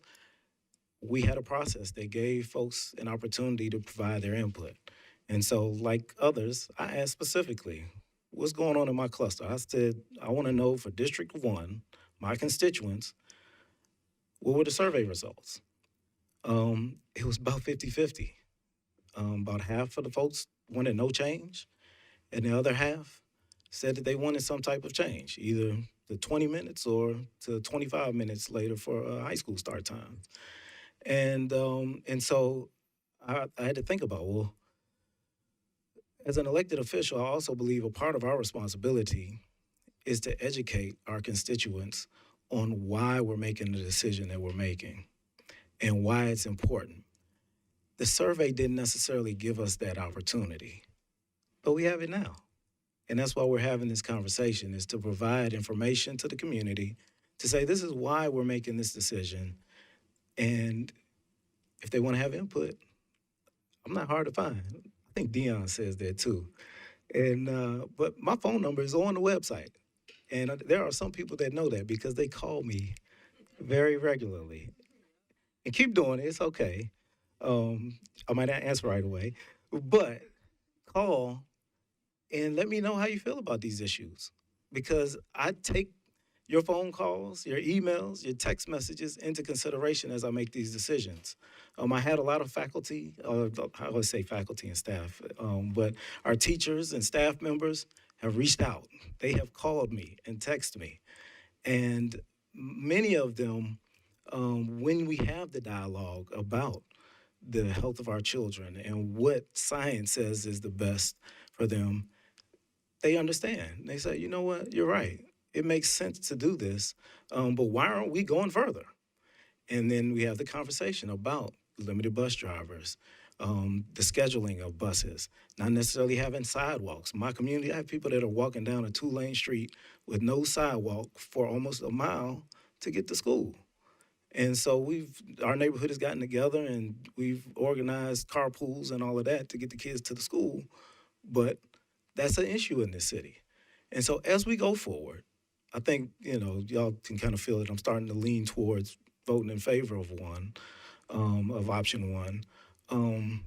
I do want to make sure that we are intentional about not having this be the stopping point, but talking about all of those other issues, the child care issue, the infrastructure that we need in the city as far as sidewalks, transportation, buses. And so I'm glad that we are doing this in conjunction with the mayor's office, because we're going to need that support to be able to do the things that we need to do to support getting us closer to what the science says is best practice. The last thing that I do want to ask, as far as going forward, I think you just brought up the fact that we do have some schools. Antioch starts at 7:15 currently. I have a couple of questions around that. So, Dr. Battle, you just said that the drop-off time is still the same, even though the start time is later. So with this particular Model 1, would the drop-off times still stay the same for the students, even though we're starting late, or how much later are the drop-off times to have that gap? Yeah, I believe it's my understanding the drop-off times will remain the same. Is that correct? No, I'm sorry. They will shift. It's not the full 20 minutes. Can you come up and answer this question so I don't mess this up? Thank you. Susie, so yes, The tier one drop-off times don't shift the full 20 minutes, more about 10 or 15 minutes in some instances. And it might differ, some days stagger in some instances just because of the nature of drop-off. But it's also true that, the schedule change for the school affects all the students that attend the school, not just those that ride transportation. So the shifts on average of the pickup times are in the 10 to 15 minute range. Got it. Okay, no, that's great to know. That's the answer. Right. Okay. And then my other question, I have a couple more questions, so I'm not going to pretend like I'm about to stop. What was the impetus behind Antioch having the later start time? Well, we were, sometimes we create our own challenges, right? So when we built 2 high schools on the same street, that changed the traffic pattern and flow. And we had a bit of congestion and buses off of Murfreesboro Road going to the left to the right. Yeah. And so it was supposed to just be a short term. If I'm being honest, it's supposed to be just short term. I thought even when I transitioned in, we would just change it back because I was told that. Then I got there and I was like, it's actually a benefit because I can get kids to class on time. And so we've not shifted it because this conversation has been ongoing. Right. And so we just paused because the whole process and thinking was if we're going to shift forward, it doesn't make sense to shift them back, to Right. shift them forward. And it's been that long of a conversation that we haven't felt necessary to make that adjustment. But Great. that's what caused it was that. Now we've gotten the development in the area has shifted and changed and expanded in ways. And I know that's something that the team has been looking at as far as resetting them on the same pattern at this time, Great. if this is approved. I feel like an attorney because I knew the answer, and but I You set did. me up. I wanted us to get that out Wanted me there. to say it out so that- loud. yes, That's so okay. that people can understand it because we talk about equity, right? And it's equity is not equality. It doesn't mean that we're going to do everything exactly the same. It means that we're going to provide what's necessary for those individuals to be successful in their community. So in that vein, I think some people may know where I'm going with this. In that vein, as we commit to this not being the stopping point, just like you mentioned earlier that when we did don't get nervous, it's okay. As you mentioned earlier, when we transitioned the kids back to 5th grade, we did that school by school. Your district got it last. Mhm. It was the right thing to do. Yeah. When we put the football fields in, we did school by school. When we did the Evolve system, we did school by school. It gave us an opportunity to kind of work out the kinks, figure out what's going on, but we got it right. In this situation, I feel like we keep being told that it's got to be the whole district. The whole district has to do it because of the transportation and this, and that. And I want to be convinced of that. However, I do want us to consider moving cluster by cluster as we continue to adjust the times, because there's been a precedent that we've done some schools at a different time than others because of specific need or what have you. We found a reason to do that. And so I do want us to consider that as we move forward, as a part of the modeling that we get going forward as far as transportation and so forth. Because, just like you mentioned, the Antioch Cane Ridge area, that is a completely different traffic pattern than what I have going on in Whites Creek, right? In Jolton. It's just different. I got Maplewood also. I also got East. And I realized today that I got a couple of schools from Stratford and Hunters Lane. And so those parts of town are completely different from each other.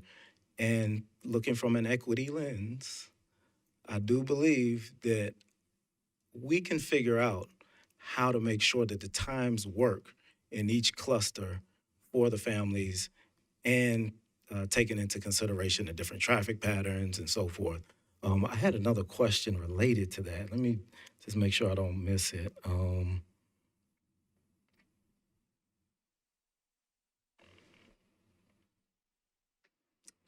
My question related to that, if we change to this option one, the balance, thank you. I didn't want to call it squeeze. The balance. If we change to balance, is that going to change all of our schools, including Antioch, our magnet schools, or any other schools? The primary intention of this is to change the zoned and the ones that provide transportation. So Antioch would shift with that to that tier start time. The optional magnet schools that you think of, like MLK, they would stay at 8 to, there are some sort of optional elementary schools that might shift a little bit. ELCs would shift a little bit as well. The special, I think the question came up, the special day schools like Harris Hillman and Core Howe wouldn't change because they are so dependent on longer getting there. So we're going to keep those with that tier as well. So we're working on compiling a list, and if the board adopts it, we'll provide that information too, so people can start to plan and prepare. Okay, all right. So my last two questions. One, we got Formative assisting us with this process. How long do we have them for? And as we continue to go forward and looking at other options to move in the future, what is our plan for making that happen? So that's my first question. The scope is, I believe, runs through March, and so we're going to do a lot of that. And it may be something where we bring back to try to get them to assist further at some point. But as of right now, the scope of the contract is through March. Okay. I'll add to that, and I think this is okay for me to share because the mayor and I have had conversations specifically about this.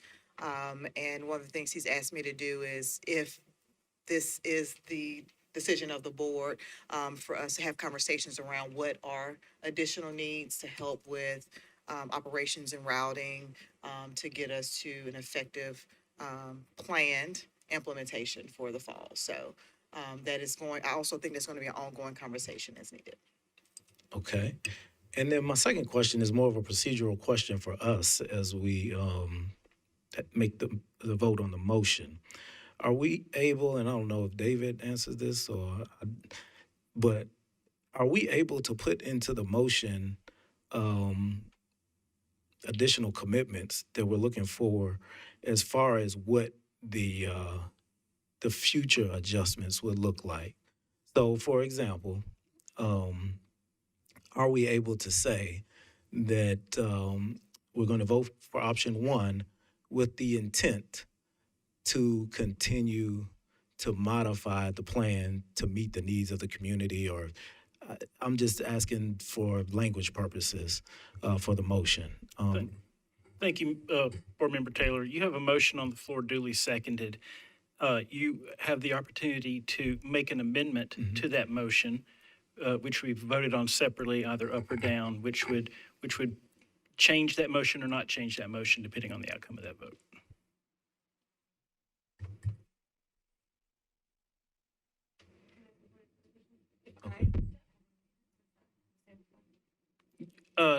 Yeah, you have to amend your own motion, and it has to be voted upon. Yes.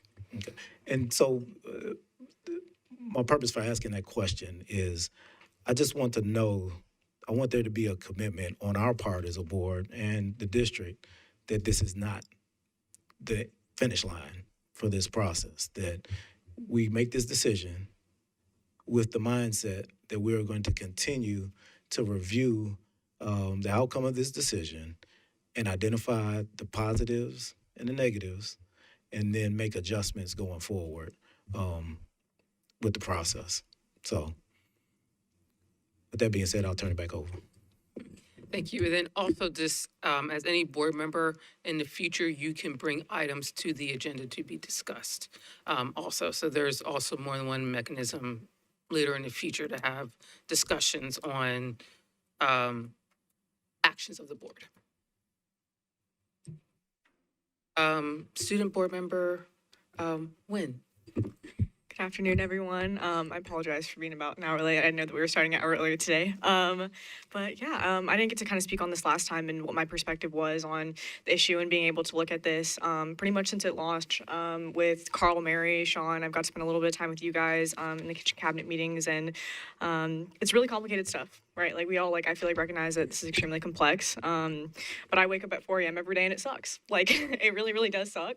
And I go to the gym and I go get coffee to offset that, and I still have it on me. And I go to school, and there's certain things I think that we can mitigate a really early start time with. And I think that almost what I've heard from students, speaking to different student leadership groups like the Mayor's Youth Council, just speaking to my peers, students who even switched from our public zone schools and had a 7:05 start time, moving on to maybe a private school or a school that has a later start time, and what their perspective was on it.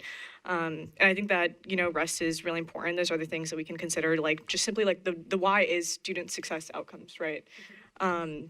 So yeah, I think that change is possible. I think that 25 minutes or 20 minutes or 10 minutes is not necessarily a lot, just looking at it on paper. But I think that in terms of routine and the transportation experience as a student that's driven themselves to school, that's taken the bus, that's walked a block or two to the bus, that's had a parent take them to school, who's taken the city bus even, I think that there's room for accommodation in all of those. I leave school, I have early release. I think that the CBL program and college career coaches are extremely important. I think a concern for high school students is, are we going to be able to get out of school at a decent time? Is the sun going to be setting whenever it's winter? And look outside right now. Same thing that we talk about in reducing specialty stops. I think these are all things that we can do to ensure that students are getting the help they need, both within schools and also at home. And I think that holistically, I think that no change is the comfortable option. But we say, know where you are, but don't stay there. I think that this is a step towards progress, and overall, very just many well-said sentiments about not necessarily this being the end of us looking at school start and end times. All right, thank you. How many board members want to respond for a second round? Okay. We'll come back down. This will be a last round. Member Tyler, sorry. No, that's fine. Thank you. So I keep hearing people ask, why are we doing this? And I've been asking to do it for so long that I realize not everybody, I've just thought it was well known. So why are we doing this? And I think you just spoke to a lot of that. But there's a lot of research around what happens to these early start times. One of the research papers that I read said 90% of high school aged adolescents get insufficient sleep on school nights or barely meet the required amount needed for healthy functioning. 90%. Now, if you look at the impact of chronic sleep loss in adolescents specifically, there is a litany of negative effects that are directly correlated here. So you've got chronic sleep loss for adolescents, has an increased obesity risk, has an increased risk of type 2 diabetes, has an increased cardiovascular morbidity risk, has an increased rate of motor vehicle crashes, higher rates of caffeine consumption, non-medical use of stimulant medications, lower levels of physical activity. There's an increased risk for anxiety, depression, and suicidal ideation. There's poor impulse control and self-regulation, increased risk-taking behaviors in already highly risk-taking behaviors for adolescents in general is already higher than the norm. And so you're taking that already increase and increasing it even more. Emotional dysregulation, decreased positive affect, impaired interpretation of social and emotional cues in their self and in others, decreased motivation, increased vulnerability to stress. For your academics, chronic sleep deprivation means that there are cognitive deficits, especially with more complex tasks, which we're asking our high schoolers to be doing. Impairments in executive functioning, which is your working memory, your organization, time management, sustained effort, all those areas. Impairments in your attention and your memory. Deficits in abstract thinking and in your verbal creativity. Decreased performance, efficiency, and output, lower academic achievement, poor school attendance, and increased dropout rates. And I know that list was really long, But it's really important to note that those are all the impact of chronic sleep loss just for adolescents. And if 90% of our high school aged adolescents are getting insufficient sleep, then that's what they're dealing with. And so why are we doing this? My thought was to increase their health and increase their, I mean, obviously we want to increase their academic performance, but even more than that, we want to increase just their base level of health and cognitive function and social and emotional mental well-being. And so the lack of sleep has negative correlations to all those. Additional sleep gives you better functioning. They've shown that teens who start school later are more well-rested. They're less likely to be involved in motor vehicle crashes, and they report a better quality of life. These are all direct quotes from different studies. There's one in 2016, one in 2022. There's a meta-study of all of them. So these are from various studies, but they're easily findable. Later start times generally correspond to improved attendance, which is one of our key things that we've been looking at. Less tardiness, less falling asleep in class. So not just getting you in the class, but getting you to pay attention and stay awake to learn the things that the class is supposed to intended to teach you. Later start times generally correspond to better grades and fewer motor vehicle crashes. And then again, one other thing I just wanted to kind of hammer on again is that insufficient sleep or a poor quality of sleep in adolescents specifically has been linked directly to an increased prevalence of anxiety and mood disorders. And we've already seen that since COVID. And so anything that we can do to help mitigate that mental state of our students, I think it behooves us to follow that as far down the path as we can, just to shore up their mental health as well as their cognitive performance and their academic outputs and ability to look for more in what's going on in their lives. So that's a lot to say. I didn't want to talk for that long, but I wanted to talk specifically about why did I think this was important? And to me, it is because this is addressing the whole child. It's not just increasing academic performance, but it is. It's not just increasing mental health, but it will. It's not just helping your social behaviors. It helps you understand and deal with cues and others as well as yourself. So to me, this is a real no-brainer for how do I improve all of the things that I can for our adolescents and allowing them to have better and more sustained sleep is just the easiest, best way to do that in one fell swoop. And it doesn't cost us a whole lot more. It doesn't cost us anything more, and it requires minimal changes. I mean, again, as other people have said, and as I also said earlier, I don't think that this is the end goal, that this start time is, we did it. This is not my ideal, but it moves me closer to the ideal. It moves us all closer to the ideal. So that's what I will be voting for and why I will be voting for it. Sorry. You're calling a question? No, you're calling Martina, and then I go. Okay, sorry. I just thought we were still going in order around the table. We'll have Vice Chair Nabon and Kimmy, and then we'll have Aaron Block. I'm sorry. We'll go to Vice Chair Kinney, we'll go to Member Maize, and then we'll end with Member Block.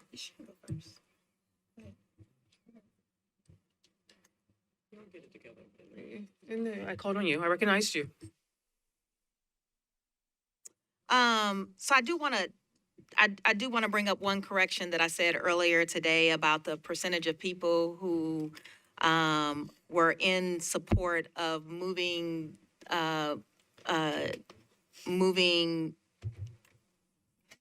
start times. Yes, thank you. And the response that I received in my district, everyone is in favor of moving start times for high schools, but they don't want to move end times. And so that has been a common consensus. And so I want to make sure that I correct that. Like, yes, I would love a 7:30 or 8 o'clock start, but can I still get out at 2 o'clock? Has been a common consensus. And I just want to make sure that I cleared that up. The other thing is, Board Member Tyler just talked about it a minute ago about the why. Why are we doing this? I think for me, just as a person who gets up in the morning, how many times, and think about how many times we hit our alarm clock to get that extra minute in of sleep time, right? So that we can be better functioners in the morning. Some people do, some people don't. I am one of the persons that ride my alarm clock.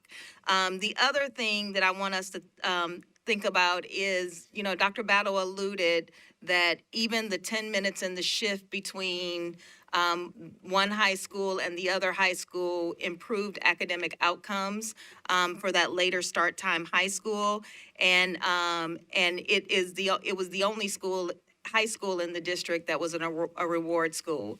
And so when I think of it in those terms, if we are adding zone high school, let's clear that up. And so if those additional minutes, while they're not where we want to be, but it is moving the needle that will improve academic outcomes for students, even more so than what we are continuing to do right now, I think it is worth the transition to kind of move there, basically from the do now, build towards where we want to be when it comes to start times. And so for me, while we have made as a district amazing year-over-year strides, we still have more to do. And if there are things that we can continue to improve upon and think about to continue to make those strides, I think it's well worth it for all of us to consider what we want to do and the impact of what 20 minutes will bring, what 30 minutes will bring, and all of those considerations. And so for me, I am in support of moving that needle if it is going to, move us in the direction of continuing to improve upon academic outcomes for students and looking at the holistic research base of where we want students to be. And then I had one other question real quick when we thought, just one quick question about as we move towards later start times, and I think it was brought up around MOUs related to when teachers come in versus when teachers leave. We will still be within that consideration versus when schools have to open. Is that correct? I'm assuming that is a yes and just be redundant. Yeah, okay, thank you. Member Maize. Thank you. So we've had a lot going on since January, and I feel like we're in the 10th month of the year already. So tonight, it's been very clear to me that we've all spent a lot of time inside, and we just needed to get out and express ourselves. And so I say thank you to my colleagues for being very, very wordy this evening, and I won't be much longer. I just wanted to share something, just a couple of comments that I got from one person in particular when we were discussing the start time changes. And I was going on and on about, well, here are the options here are the options there, here are the options there. And maybe you should think about this and maybe you should think about that. And this person looked me square in the eye and said, with all due respect, Miss Maize, I do this for a living, you don't. And I had to step myself way back and say, thank you very much for that. And I stopped talking and I started listening. And I respect that person for sharing that with me. And I absolutely do appreciate that perspective. And I want to say thank you to our student board member, Ms. Nguyen, for sharing her perspective as well, because I have to consider that when we think about making start time changes, that I sit behind this desk as a policymaker. I don't do this thing for a living. And I respect y'all with, oh my gosh, y'all are my heroes. I absolutely adore what I do in education, but truth of the matter is, I don't have to get up. Well, I do get up at 4 o'clock in the morning, so we'll talk about that. But I don't have to get up and be attentive and be engaging at the crack of dawn every single morning. So I want to make sure that any decision that I make is in the best interest of every educator, every student, every family, not just in my district, but in the entire Metro Nashville Public Schools district. So That's why when I ask questions, they're pointed questions so that I can get a better understanding for the thought processes that have happened around this subject. And Mr. Braden, or Chief Braden, Braidstead, Braidstead. I don't know. Yes, I remember when these conversations started years ago. Thank you very much. So this has been going on for quite some time, and I would absolutely love to see it come to a point where we have made a decision and can move forward and start to collect some data that supports any decisions that are being made, most especially that our children are always being considered at the forefront of any decisions that we make. And so thank you to all of you for your very informative feedback. And I appreciate your different perspectives. And again, you know, we've been in the house for a minute, so this is post-pandemic conversation again, I think. So I'll stop talking now, but thank you. Member Block. With respect for Member Maize, who I know hasn't been feeling well and needs to get a sandwich, I'm going to be very, very quick. Member Fain, I wanted to recognize your comments because I struggled with this myself. I had, in my own house, these conversations were split between two high school children, one who was right off the bat in favor of a change and one who was right off the bat not. Ultimately, that one came around in a way that I don't understand. I don't know what happened, but one day it was like in the car on the way home, I was like, you know what, actually, I think it's a good idea. I was like, okay, sounds good. But also I said, you know, to the child who was not in favor of a change originally, yeah, it's going to be really hard for me if what I end up seeing in the survey data, because I do believe in the public health aspects that Member Taylor talked about and that Member Tyler talked about in terms of the research. It's going to be really hard for me if what I see ultimately is the people who this impacts every day today are like, no, thank you. And so I do take very seriously the teacher responses, which I do think say that high school teachers would prefer that we stay with what we have. That said, I do think the students are saying, and I think Hannah said very eloquently, like, a change is good and I'll take any time I can get. And so that plus all of the research elements compel me. And the other thing I wanted to say is I've actually been involved in these kinds of conversations since my kids were in elementary. And part of the reason I think why elementary parents answer, and I've heard this for a long time, it's actually since I was in the PTO when I was an elementary parent, parents then would talk about it because they were thinking about MNPS zoned high schools versus MNPS optional schools versus private schools. And that's not a reason for anybody to vote for a change, but I do think it is true that when people think about our high schools, our comprehensive high schools as an option, if they have those options, and also they might be thinking about charter schools, and a lot of these schools start later, and this can be a factor for it. So when elementary parents are weighing in, I think that's part of the reason, is that they're thinking about the future.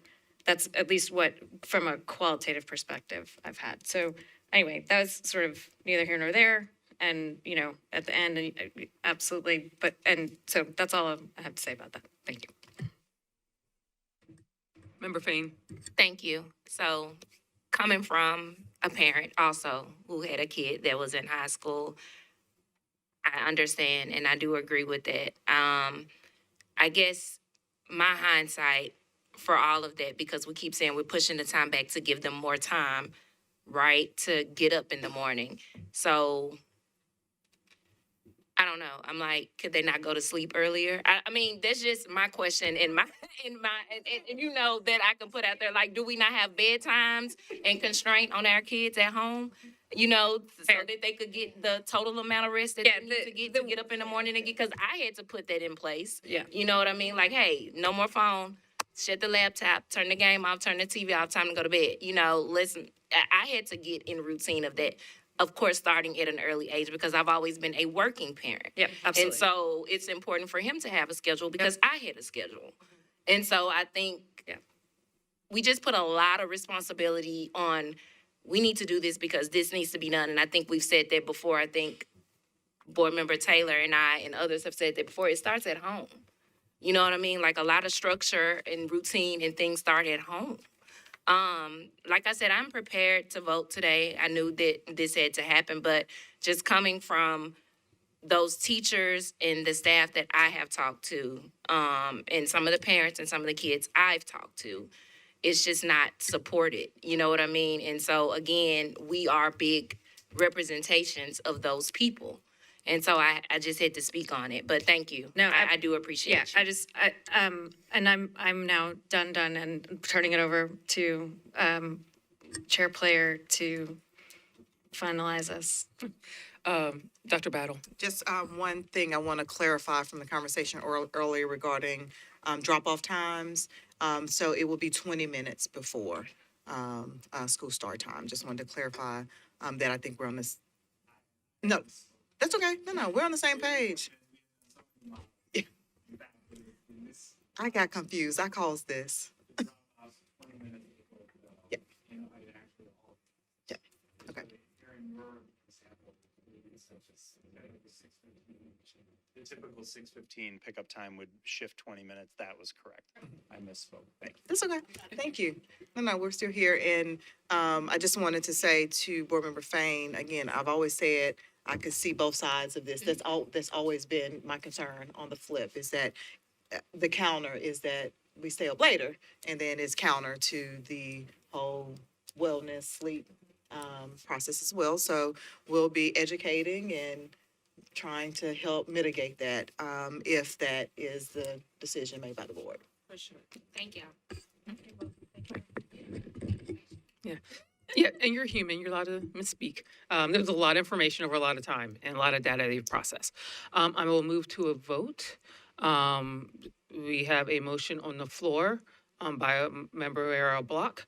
Does the motion need to be restated, or is everyone good to vote? All right. All in favor of the motion, raise your hand. 1, 2, 3, 4.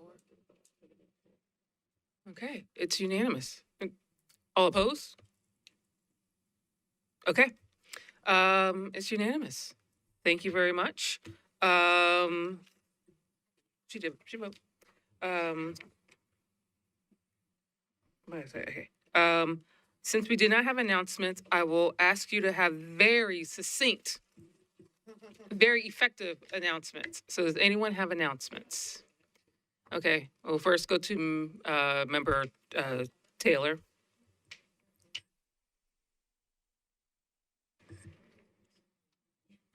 I can go to Member Maize. Okay. All right.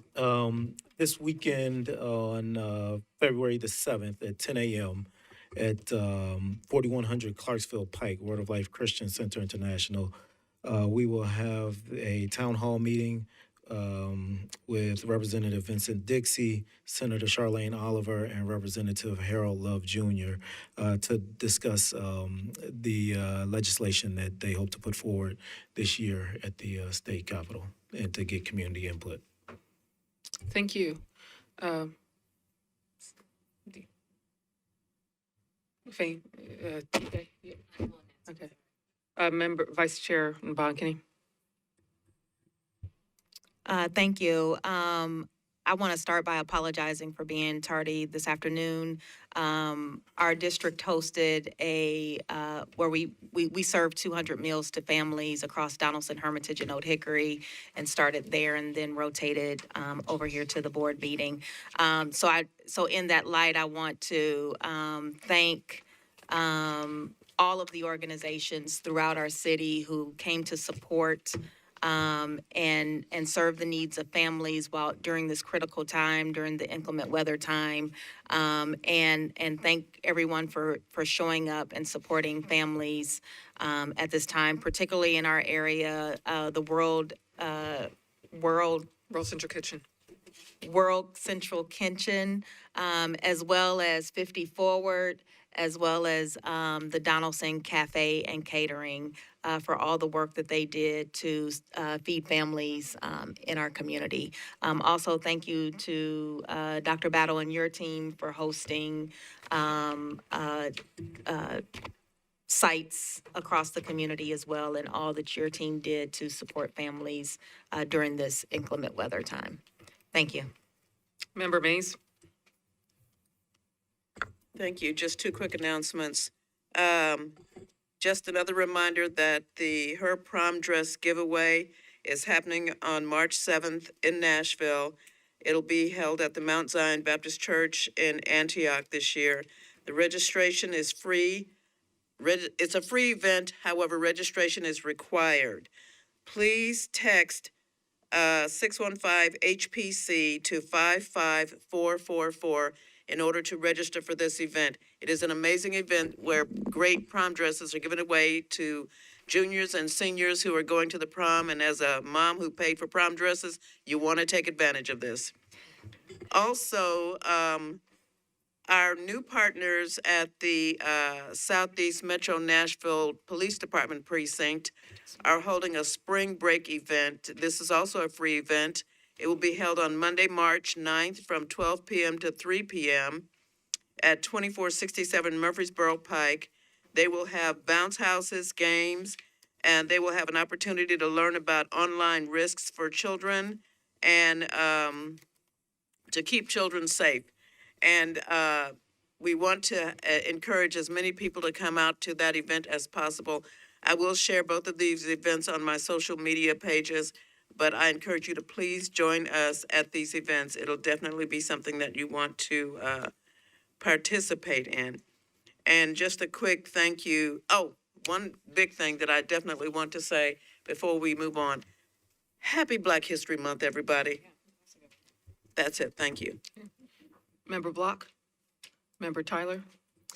I just wanted to take a moment to thank the cities for their response, but specifically the Lawson High School baseball team really has shown their commitment to showing good, strong character and providing and giving back to their community.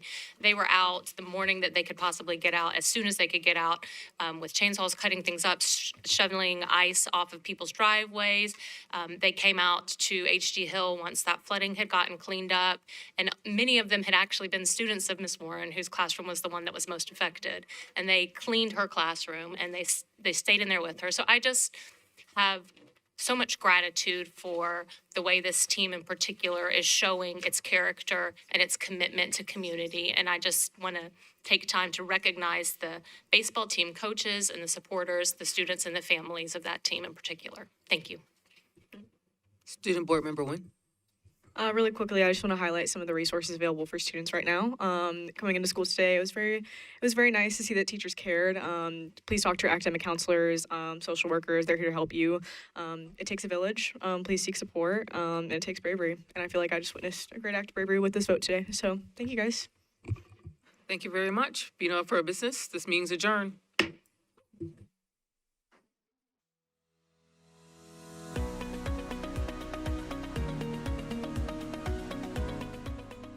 This has been a service of the Metro Nashville Network. If you would like to see this presentation again, or for more information on this and other programs, visit nashville.gov.